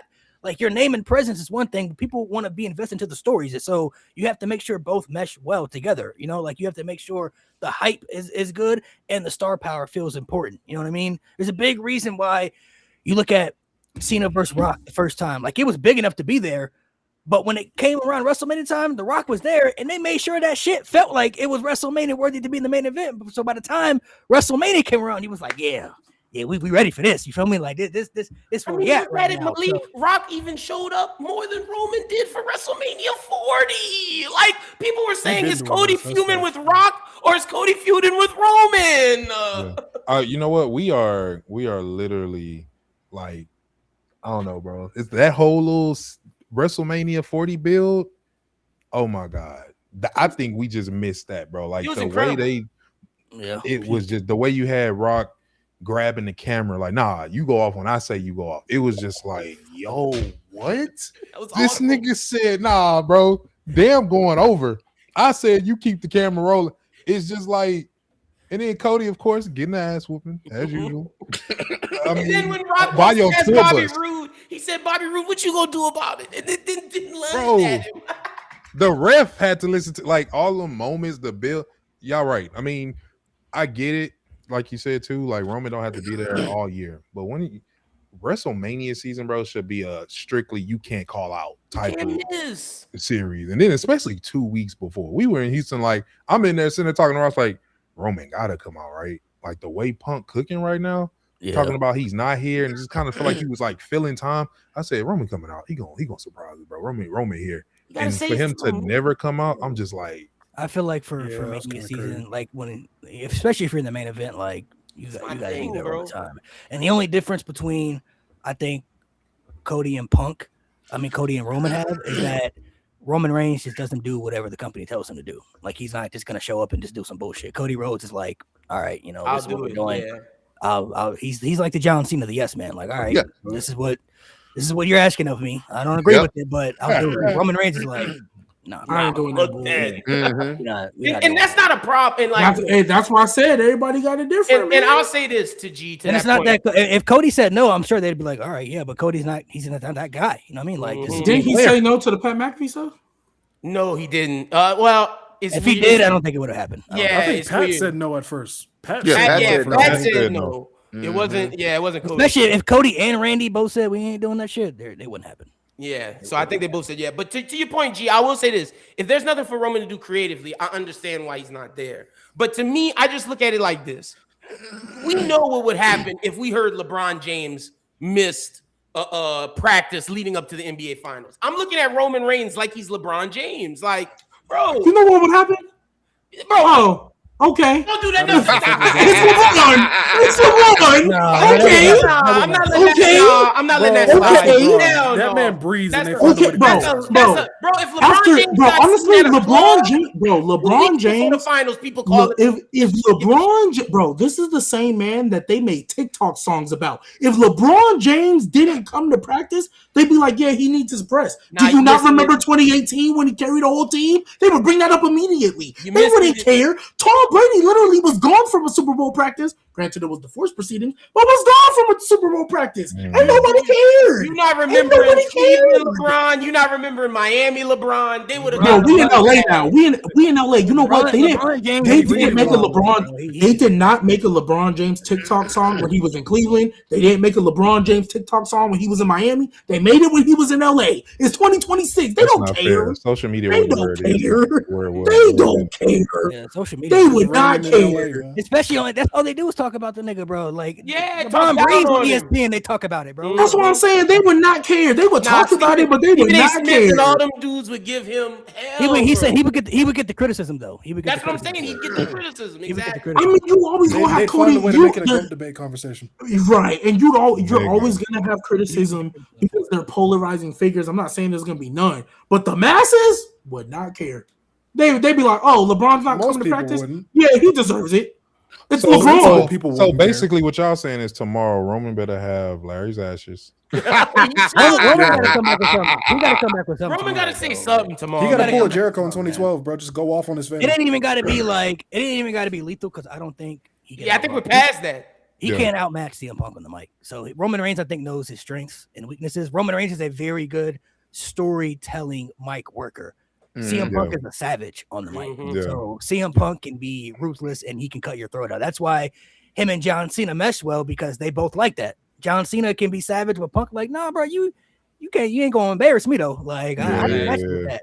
Roman Reigns is like he has limits, you know what I mean? And he's very good at telling stories and making you feel, but like He's a good actor. when it comes to being a savage on the mic, it's like you don't really got that type of feel. So I feel like Except that time he told production to cut that bum's music when Yeah. Cesaro came out. Yeah. I ain't gonna lie to you. yeah, that was That crazy. was hilarious. And they cut his music.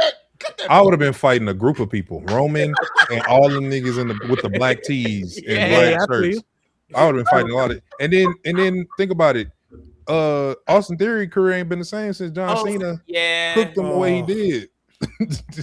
Had That's to why be- like there's Theory had certain, to wear there's pants. certain levels to the mic work. That's why I feel like before we give our predictions, no matter what Roman says, CM Punk is not really gonna be like, I ain't worried about what you saying, bro. yeah. Mhm. Hey, because Yeah, all CM Punk gotta do is be like, "Hey, I'm gonna beat you so bad you gonna go back to saying suffering succotash and it's raps Yeah, and it's yeah. raps and it's raps." Go put them blue contacts in your eyes. Like he was right. like God. he was saying stuff.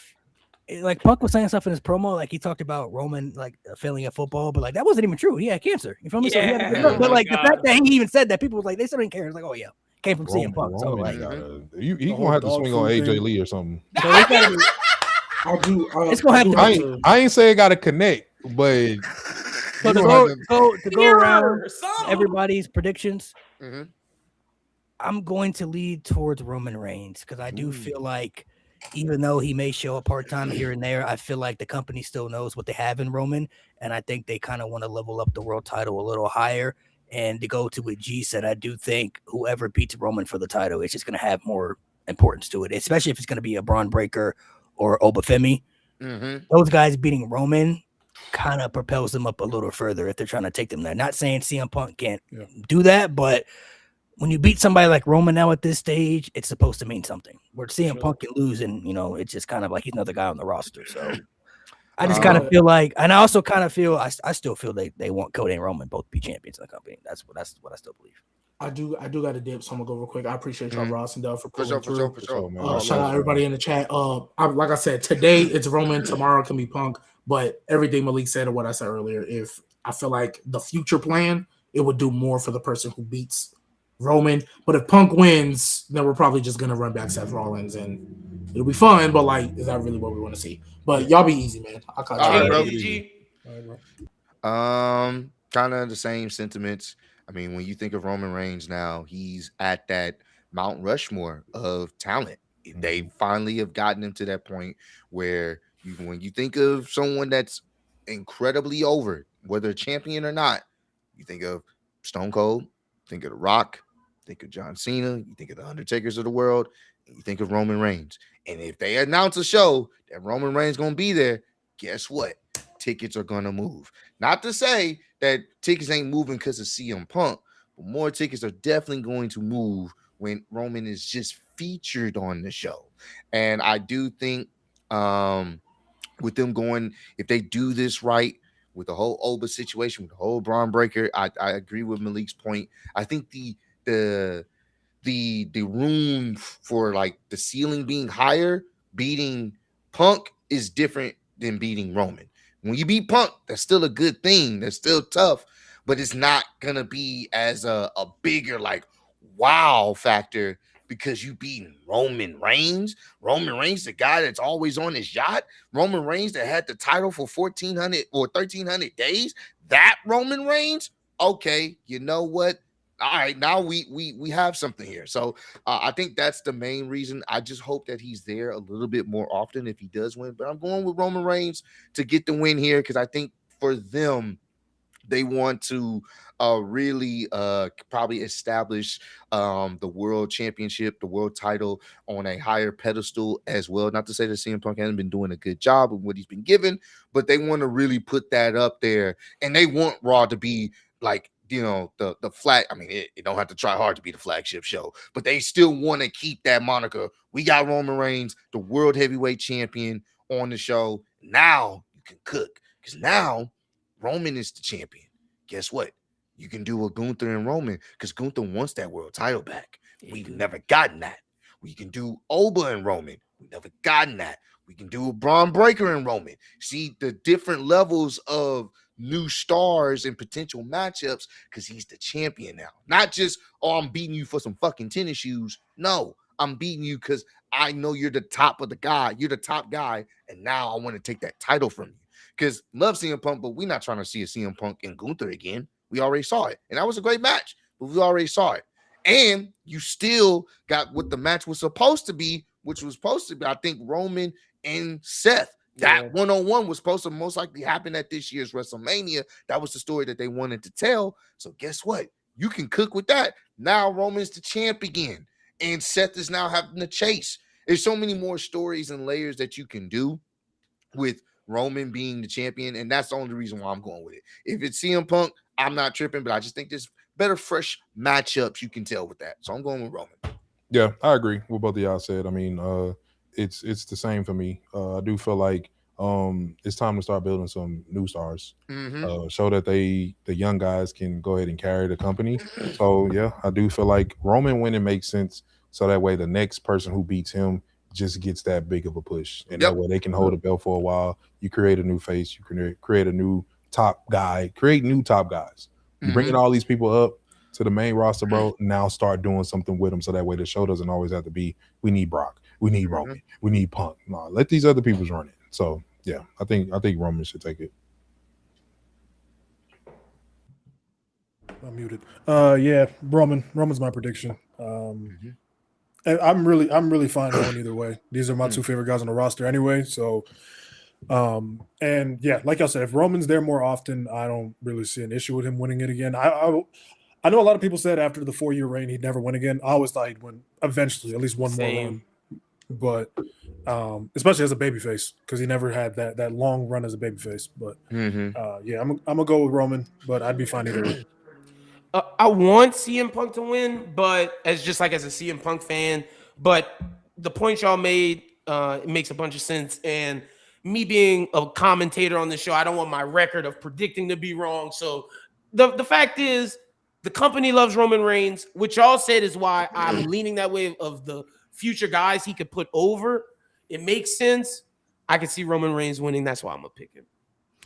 Yeah, like I said, I also think they want. We haven't had Cody and Roman both be champs at the same time. You know what I mean? So it's like, who's really the guy? Who's really the one that's going to be, you know, the carry? Could Roman show that, like, hey, I ain't got to be here that much to still prove that I'm the guy? Or can Cody be like, no, it's mine now. Like, it's my spot. So, and he did say he made the belt. He did make that comment while he was telling Punk why I'm choosing you. He had that ideology like the belt don't make me, I make the belt. So no, he literally directly made the belt because he had both of the belts. So they had to make another one. That's crazy. He really made the belt because he had the other belt hostage. That's crazy. So crazy. And I'm also looking at too. Like, I mean, I don't think Roman could ever duplicate what he did before as champion to the highest level, but They want to try with the world heavyweight. When Roman can really, the one thing I will say about Roman on a part-time or full-time schedule, when he can really get in his bag, shit, man, he do it better than anybody in the company, bro. Like I don't think anybody touching him. It's must see. So It's must see. like if he could take the world title even for a short period of time and be like, all right, y'all want to make this feel, because he said that title was the secondary championship, right? He didn't have it. But now he can be like, well, I could take it and I can show you I can make this from number 2 to number 1. So if they want to level that up, I mean, there's no better guy to put it on, you know what I mean, than him if they want to do it that way. So ain't this like the second time the World Heavyweight Championships main event WrestleMania? It hasn't been in the main event since. First time was main event in night 2. First time is main event in night 2. It's the first time the World Heavyweight title has been in the main event since 30. WrestleMania. Oh God, yeah, you're right. Yeah. That makes it even better. They got rid of it, remember? Yeah, they got rid of it. And Malik, someone in the comments made a good comment to your point about them wanting Roman and Cody to both be the champion at the time. They're doing Crown Jewel again with the Crown Jewel champion. So, yeah. I don't know if Roman's gonna be champ that long though. Yeah, I don't think it needs to be that long. I think, like you said, if they do what's right, true with Oba, you have it. Oh, then you could get Oba and Braun at the Crown Jewel champion. You could do that too. It's interesting for me because with Cody and Roman being in the main events, I'm just like, it's hard for me to see both of them losing. You know what I mean? Like somebody gonna losing that spot, and one of them could lose. They keep putting Cody in these stories where it's like he goes into WrestleMania as the champion, and now you're kind of like, well, he has to lose because this person. Yeah. So, but I'm like, WrestleMania 24, the World Heavyweight Championship. Yeah, but I'm like, I don't look at it. I don't look at Cody's story the same as last. Like Cena turned heel. Now it's kind of like, well, you can't really turn John Cena into a bad guy who had never done it at that level as the babyface and not have him win. With Randy, it's kind of like he's been this guy before. You know what I mean? Like we've seen him lose like this before and still bounce back, you know, and do other things. So that's how I'm kind of looking at. I don't look at Cody going on the chase and telling the same story they told last year. I think Randy loses, and then the voices get even crazier. Now he's like, "Oh, I didn't do enough. Now we got to take it up. You know, now we got to Pat McAfee. You wasn't enough. You out of here now. You feel me? Like kill him. I'm dead. He punts. He has a family, Ross. I know. That might honestly be the way they can maybe bounce back and interested, because I don't think leading into Mania they can possibly do that. But if Randy doesn't win, he could realize the voices get even crazier. And Pat McAfee, you wasn't. I'm listening to you. It wasn't good enough, bro. You feel me? Please punt kick him. You out of here. Yeah. You out of here. You feel me? So it makes sense why Pat McAfee says if he loses, he'll never come back because I promise you, bro. Punt kick him back to his show. Please. To the couch. Oh my God. I also think too. Get him off my screen. I also think that brings a more seriousness to Cody too, where it's like we saw him get down, because there's some people who still think he's cookie cutter and think he's too goody two shoes and he doesn't know how to be that guy, even though like Dub said, we saw it with Kevin Owens, but some people just bypass that, you know, like they didn't have it. Nah, he killed. If he can get down and dirty with this Randy's not realizing that he got to turn it up even further. You feel me? Yeah, which might be something that we haven't seen. True. Like how more devious can Randy get? You know what I mean? Like we don't even know. We might not. What if he goes to his house? I picked up your daughter for school today. Yeah. Like, wait a minute. Shit, sitting like, by the saying, what if he picking up his daughter from preschool, something like bomb. that? Like, you know, like she like Uncle Randy, and he's like, come on, now Cody's like, oh, this is what we're doing. So that's what I was thinking. What was gonna happen this Friday? Because I was like, oh, he's like, hey, Cody, hey, I think you forgot something. That's what I thought too. I'm like, oh, is this nigga at his house? I'm like, oh, okay. Yeah. No, it's just fucking. I was like, bro, back this nigga up, kick him in the head, get him out of here, bro. Bro, when Randy came on that screen, I was like, yes, it's happening. It's time. Can you imagine that? One thing, can you imagine if he punt kicked that dog, bro? Yes, oh, bro. Peter would have been on the call. Think about it. Think Peter about that for a second. Nuts. Think about that for a second. You know how sympathetic people can be for animals. Booing him, especially dogs. And they wouldn't even have to show it. They just cut the camera and you like imagine that, bro. Imagine Randy getting booze. Oh yeah. Oh, there's no way you can cheer for it, bro. There's no way you punt kick a dog, bro. It's over. And you still cheering for him? You're devious, bro. This is evil. You're devious. This is That's evil. what they need to do. Hey, if they need help getting Randy booed, This is what you do, bro. Yes. This is Just what you call do. us creative. It's super simple. What y'all got to do? It's super simple. We Somebody said John Wick Cody. KO and we can't do this. Ain't we wanna that call what that happened? Ain't that what happened in the John Wick movie? Once they killed his dog, he started with He started going crazy. crazy. He started going crazy. Yeah. Bro, they could have, like, thinking of how people want to do Homelander Cody, bro, they could have switched it on his head and made Randy this Homelander character and have Cody be this butcher-ass character chasing him. And I'm just saying that because I know the boys are back, but there's so much they could have done, bro. So much. Yeah, I feel like that's how I'm kind of looking at the story. I don't look at it the same last year where it's like, I don't think Randy needs to win. Like, Cody could win. He's the guy. And then now Randy goes even more crazier with these stuff. And then, like, with Roman and Punk, you can go back and forth. I guess it just depends on how you look at it. Yeah. What are, for everybody, what is the most exciting match and the least most exciting match you're looking forward to at WrestleMania? That's easy. Oh, that's super We easy. just talked about them. The most exciting is Oba and Brock Lesnar. I'm just ready for a slobber knocker, as the JR used to say. I wish he was like, if he was in his prime commentating that, chef's kiss. Oh my God. But nevertheless, that's the one I'm most excited about. It's the thing is, it's so sad because it's starting to become the Cody and Randy. It's like a tier above. The only reason why it's not because you got Beachin and Jade and Rhea, and they are catering Hall of Fames, not Rhea and Jade, but everything else involved in it. So anybody that even came up with the storyline and the creative, they are also terrible catering. So to be honest with you, that's the only reason why it's beating it out, is because even with Pat McAfee and this whole situation, I still am just wanting to see if they're gonna put the title on Randy. Honestly, that's really kind of where I'm at with it. I'm not even just as excited for the match, just more so what's gonna happen after the match. Are they gonna put the title on Randy, or are they gonna, actually pull a swerve and have Cody win? But this match, the build, I just don't give a damn. As long as Jade wins, I don't really give a damn. So that's my least favorite match right now. The exact same. Jade and them is the least. Oba is gonna carry, and hopefully it doesn't mess up the rest of my night. Yep, simple as that. What about you? I said hopefully Jade wins. I don't care either way. That's how much I don't care about this match. I'm so excited for night 2 because that card on paper is really good. Like, literally, Punk and Roman is my most excited, like the match I'm most excited for, because like I said, it's like my dream match. I've been wanting that match for years. But yeah, Jade and Rhea, I'm legit gonna go get a snack while that match happens. I need a video proof. Bro, please. I got you. Like, I got you. Record it, post that, bro. I'm gonna definitely repost it. I need video proof for the entire night. I think that's what everybody should do. If you watching live, bro, just post you going to the concession, since they in the match. They not gonna be able to go to catering to get your snacks. You post you getting you some water, getting you some chips and dip, whatever. Whether you at the crib, maybe running some errands, getting some dog food, whatever you gotta do, post it during that match, and then I'll definitely repost that shit. I'm dead ass. What about you, Lynn? Least exciting, JFC, baby. It's the JFC for sure. Most exciting, y'all. I agree with y'all with Oba and Brock, but I'm gonna say something different just to give a different one. I think the ladder match. I want to see what Javon can do in the ladder match. So I'm super excited, and I know Penta's incredible in ladder matches. So and JD Big Dunn is gonna jump off of something high with his bobblehead ass. But so I'm excited for that ladder match. Yeah, that's. I'll say for me, my answer is a little different, man.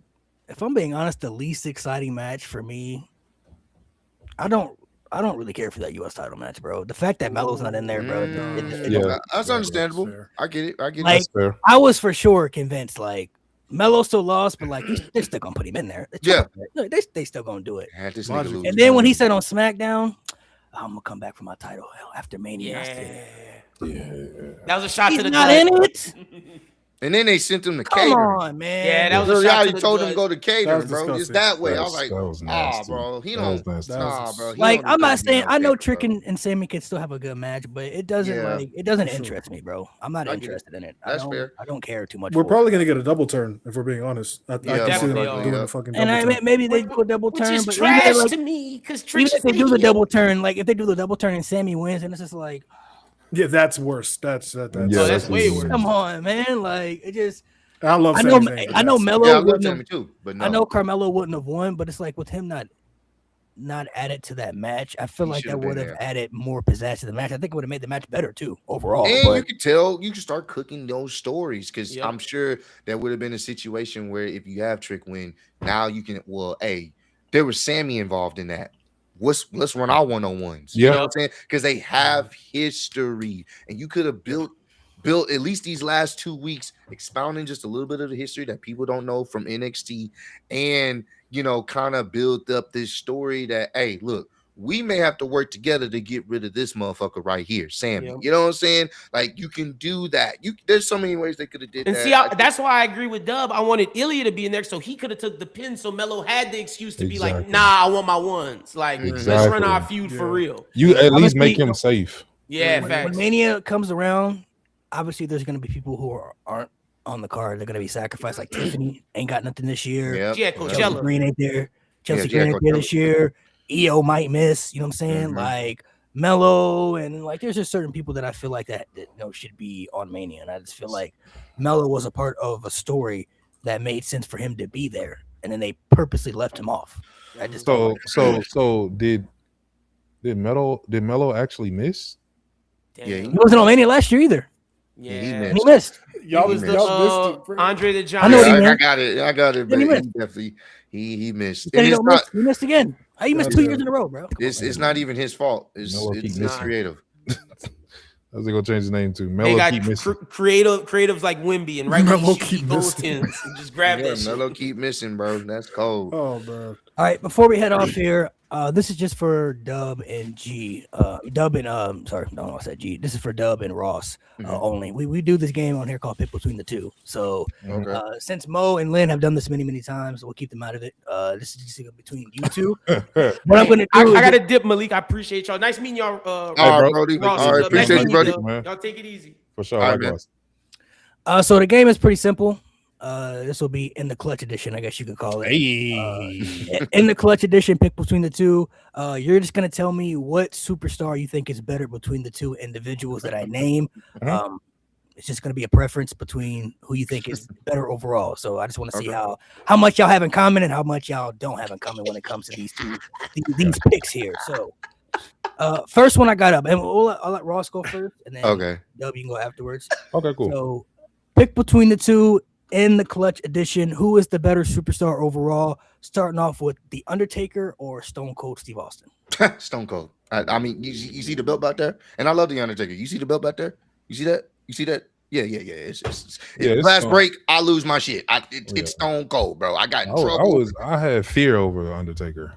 Same here. That nigga used to scare me. I was like, he's an undead man. How do you beat that? Yeah. No, I'm good. And I grew up in a Christian house. So you talk about dead people. I mean, I know Stone Cold was over the edge, but yeah, Undertaker did a little too much with dead stuff. Sacrificing people. What's your answer? You going with Stone Cold? Stone Cold.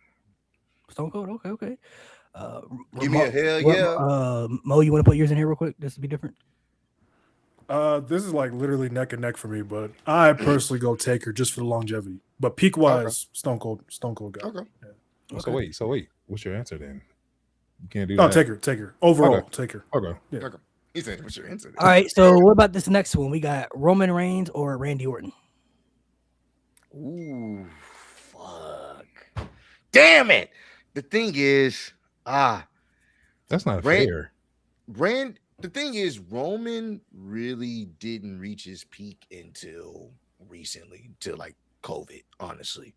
Majority of his babyface run was not good. Outside of the Shield stuff, it wasn't good. So the only reason why, even though I love Roman, where he's at now, I'm just not gonna ignore that gap where it was just like, oh, brother, get this guy off my TV screen. At least with Randy, it's been just consistently for the most part. Yeah, they, had some up and downs with his booking, but for the most part, you know what you're gonna get with Randy. He has one of the most iconic finishers of all time. Everybody knows what it is. I'm going with Randy Orton, man. Yeah, and I wasn't even watching when Roman was going through that little phase, So I'm glad I missed that whew, whole suffer succotash. Good before the God, dog before- food. yeah. Oh my God. But I'll go Randy for longevity. Like I think like just you can't really beat how long he's been able to be consistently him for as long as he has. So Without Pat longevity, yeah, pre-pack. Pre-pack. Yeah, pre-pack. Pre-pack. So I'll go Randy. Well, you can put yours in here too if you want. All time, I actually have Roman slightly above Randy Orton. Just because the peak again, ridiculous. Like Randy doesn't quite have a peak like Roman, but his longevity, he's gonna end up with the greatest longevity we've ever seen. Okay. But I'm gonna go Roman Reigns on this one. Yeah, I think that one just depends on what you value more, longevity or peak. I don't think Randy's ever had a peak like Roman's ever reached, but Roman never had the longevity consistently just being consistent on the roster to just, being good or just like kind of steady. So yeah. Next one, we got Triple H or CM Punk. You want me to start off, Ross? Look in my eyes. What do you see? Dakota person. I ain't even have to see CM Punk like that to pick him up with Triple H. It's CM Punk, man. Yeah, it's CM Punk, bro. Oh, y'all both going CM Punk? Okay. Yeah, CM Punk. Yeah. That's my guy. Well, go ahead, you can if you want to. I used to hate Triple H too. So I keep going against them. I got Triple H. I got Triple H. Him and his damn sledgehammer. See, when I started watching, he was a babyface. So heel, evil Triple H was like right before my time. I grew up in the peak of Triple H. Why Triple H? Tell me why. But even when I go back and watch like old heel Triple H, I love him then. It's different too, because you love them first. Maybe it's different. You love him first. Yeah. Yeah, exactly. I hated that nigga, bro. I was so glad when Stone Cold tipped his car over and it flipped over. I thought that nigga was dead. I just watched that. Like, hey, why are we sitting on here? Go to the next clip. Yeah. For me, I guess for me, I never hated Triple H. Like he wasn't somebody that I was like. I hated that. I hated him. Like I never hated Triple H. I hated him. I hated him before Brock. I hated Punk at one point. I actually hated Punk at one point. Like despised him because I'm a Jeff Hardy fan. I despise Punk for I get it. Like for like 5 years, there was nothing. Like even like Money in the Bank, like I hated it. Like during that time, like what he did to Jeff was cold. That shit was cold. I'm over let's see. We got a couple more here. We got John Cena or Shawn Michaels. Man, I love John. John is great. He is. But I'm going HBK, man. I'm going HBK on this one, bro. I'm not gonna lie to you, bro. Some of my favorite feuds involve HBK. Even though obviously he did have that hiatus in those few years, still even when he came back, he had put on some banger fucking matches when he was a part of the first Elimination Chamber. That's a very fond memory of mine.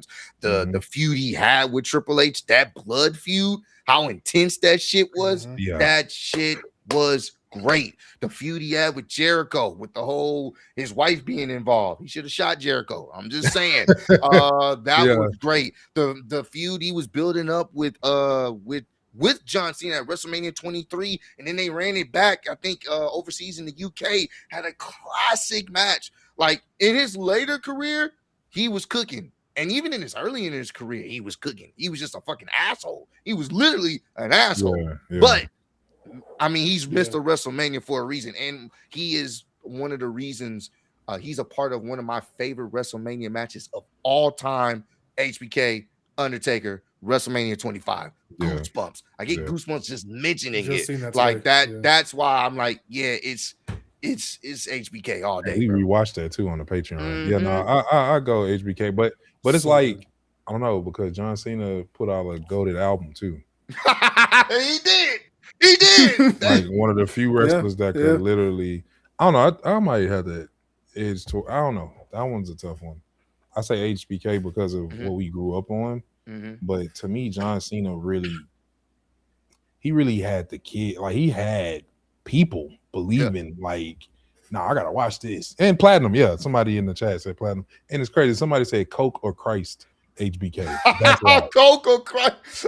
You know, Coke That's HBK wild. was really good in the ring, but Christ HBK was good in the Lord's eyes. he's a person. He was a good person. Everything. Yeah. Better person too. I Yeah, edge it okay. towards Christ, HBK is HBK for crazy. that.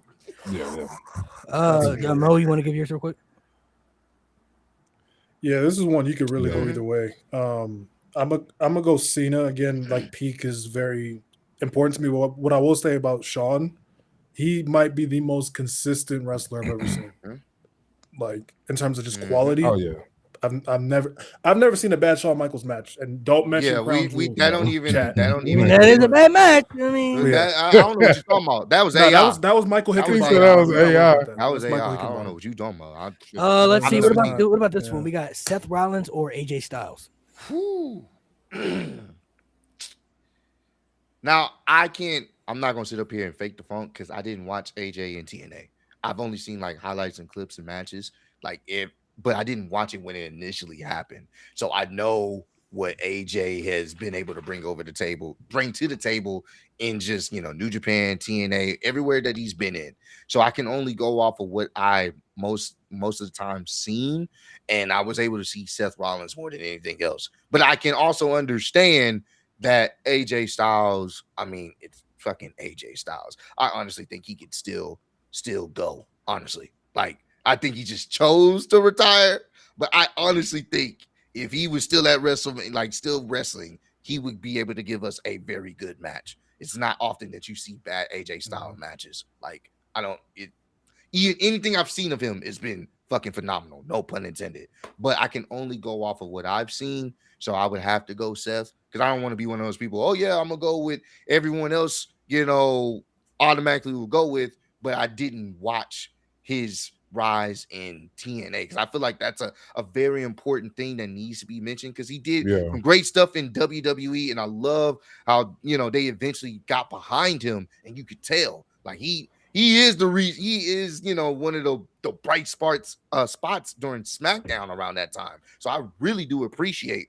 what they did with him in WWE, but I feel like his TNA stuff and his New Japan stuff definitely deserves to be recognized more before I can even agree to it because I didn't watch it much. So I'm gonna go Seth only by default because I didn't watch it much. But if I had a chance to watch it like at that time, I probably would have picked AJ. But just being real about it. Yeah, I mean, coming back into the wrestling years ago, I didn't like Seth. Oh, okay. He was kind of annoying.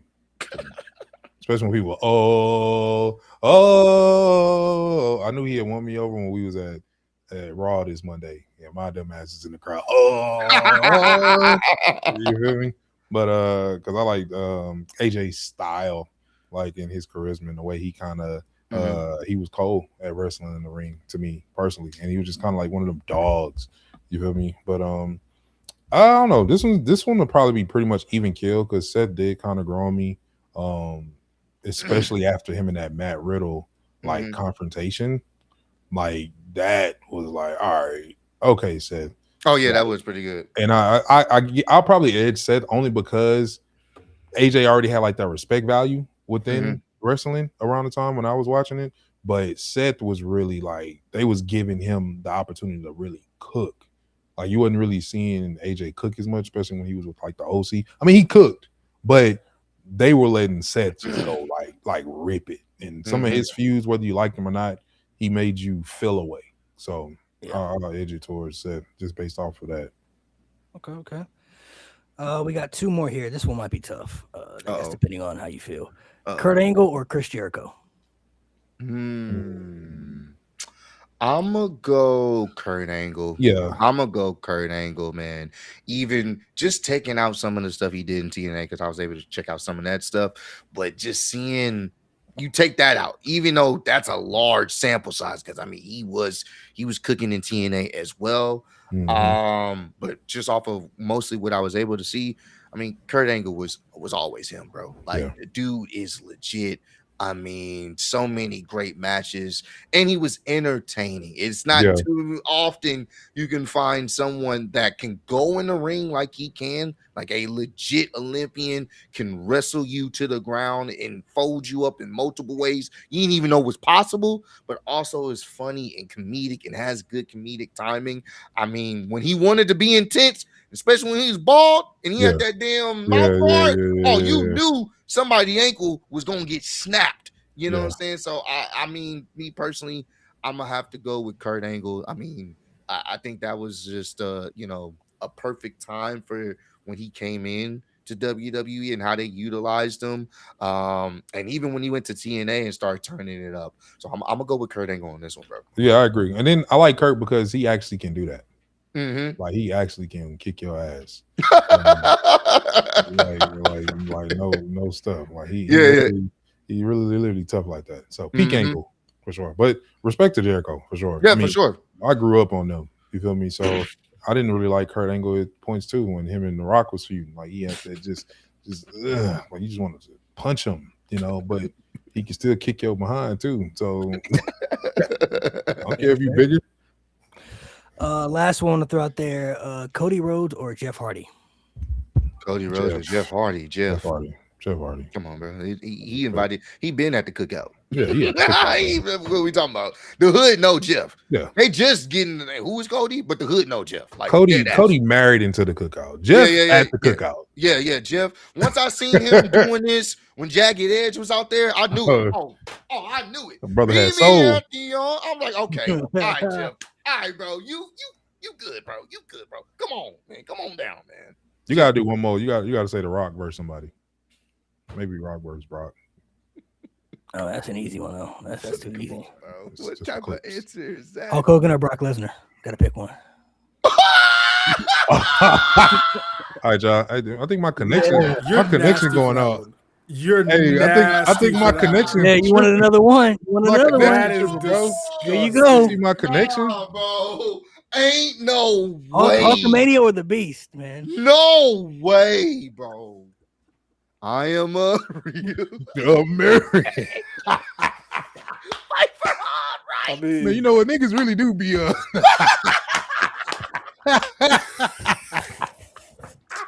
niggas do be tripping sometimes. Hey, he had a cold theme song. I ain't gonna cap it. The theme song was kind of cool. I'm not gonna cap. It's just like hey. You know what theme song better? You know what theme song that's better than? What? Slow Chemical. All right, bro. there you go, All right, Ryan bro. again. I appreciate you. Yeah. Matter of You know what fact, I'm saying? you made me All have to do it again. Real All right, American. All right, bro. All right, Go bro. to theme right there. All right, bro. All right, Top bro. tier All right, theme. all right, bro. Say, hey, Lies nah, being that told, is bro. Lies being wild. told over here. I don't Nah, see no bro. lies. I don't see no lies. All right, bro. That's all right. They said Malik got the yellow do-rag Yeah, I for a see. reason. I'm Oof. done. I see. It makes sense now. It all comes full circle. So I say, well, let me tell you something, brother. You wanted one? I don't know who I can match. Let's see. I'm trying to think That of is the Rock. I wild. use all the top tier people that you could use for the Rock. Let's say Rock and Austin. What were you saying? Rock or Austin? Woo! I'm more of I a, got it's really 1 and 2, like 1 A, 1 B for me, but Yeah, it'll bro. definitely be Rock. it'll be Stone Cold for me. Yeah, those are interchangeable. It just Yeah. depends on what Yeah, day, actually. yeah. What day? You know? Low key. Yeah, it just depends on what day, and it's interchangeable. Those are our legends, you know, our goats, and you know, so it was dope to be able to witness that when some of these Our things era, happen. bro. Yeah, bro, that was some fun shit. There was some bad shit. Y'all There lucky, was man. some awful shit going on, but when the stars showed up, hey man, I feel like Attitude, Ruthless Aggression era, like that span was like such a fun time. so Yeah, fun, bro. bro. So fucking fun. Like, of course, there's bad things that you can point out from Mhm, every mhm. era. Like, there's Yeah. some bad things about the Attitude era, some Yeah. bad things about the Ruthless Yeah. Aggression era. All eras got bad, but like, Yeah. you look at the stars that was in there, the stars that got built, the stories, the moments, like Man, that was peak time to be like a real, especially if Yeah. you're just into WWE alone. Like Yeah. that time frame, Attitude era, Ruthless Aggression era, like Oh Man, that was a real fun time. Too. I'm so glad I caught the little bit of the ruthless aggression. Before- I'm glad I got that Before bit. social media. Yeah, before it switched Before over. social media, Before before social everybody media, was all up that with stuff, like- phones, you were in the moment, bro. So It just- fun, bro. I thought people was really dying. I just, you know, it was a lot. Niggas getting thrown off stage, electricity popping up, all kind of, you know, you like, oh, he just hit him with a car, bro. He just, you know, like the only other time He really watching dumped that him I off a felt forklift. that WWE got back to an era that I felt was like fun to watch was the NXT Black and Gold. Like that time was like, that was so fun. that was an era that made me feel like, bro, I can't miss. You know, like I Yeah, have bro. to, I gotta experience it. I gotta see Them this. takeovers. Yeah, bro. Like the Just quality and kids. stuff, everything they were my doing. Like God. that's why I feel bad for people who like when I was talking to people about that stuff and they were like, "Oh, I didn't watch NXT." I'm like, bro, how was y'all missed that? You missed that time? That was Oh, such a good. That's when the product on the main roster was just kind of boo boo. Bro, NXT was carrying. NXT. It was WrestleMania weekend was reserved for NXT Every time it was taken. It was the main show. You knew you was gonna get some bullshit, but NXT takeover. Oh, you knew you was about to cook. Takeovers never were bad. The stories made sense. The characters felt important. Like they were getting over the most outrageous people that you just knew wouldn't survive on the main roster. But in NXT, oh, it was over. That was over in NXT. Like you just it had that feel to it, man. Like NXT, like 20. I started watching in 2014. So from 2014 to like 2019, that time frame was like Black and gold, bro. That Black and Like Gold. you was look peak, at WrestleMania 32 weekend, bro. Like 32, that Mania was buns, and then Takeover Dallas was just bro. So Takeover. We had Takeover New Orleans, and then you had WrestleMania 34 the next night, bro. There's the Malik That's how WrestleMania big of a 34. gap it was, bro. Yeah, Mania 34, and then but the Takeover New Orleans the day before, There we bro. go. So peak, bro. man. So peak. Like that time frame was really special, man. What a time. What a time, man.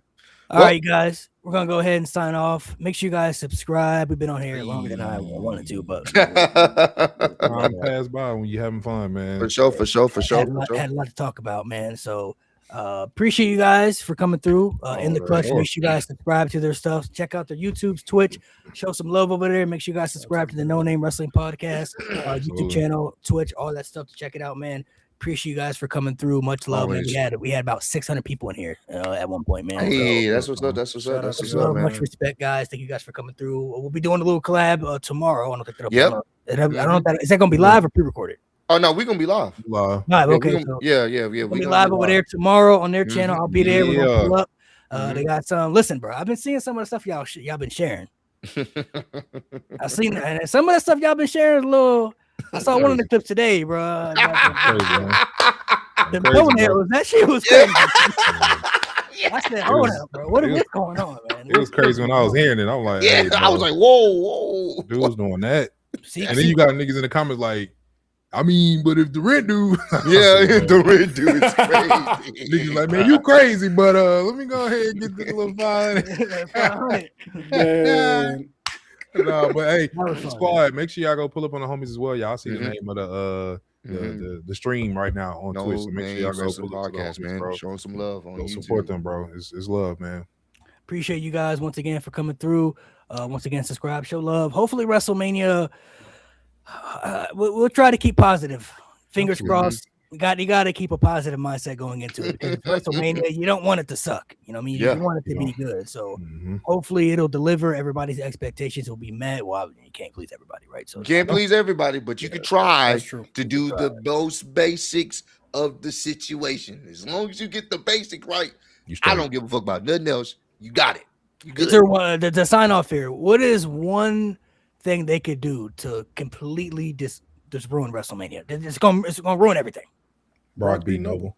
Brock beat Noble. Brock beat Noble. That's it. That's don't just matter. asinine. Nothing else matters. You can give us a 6-star classic.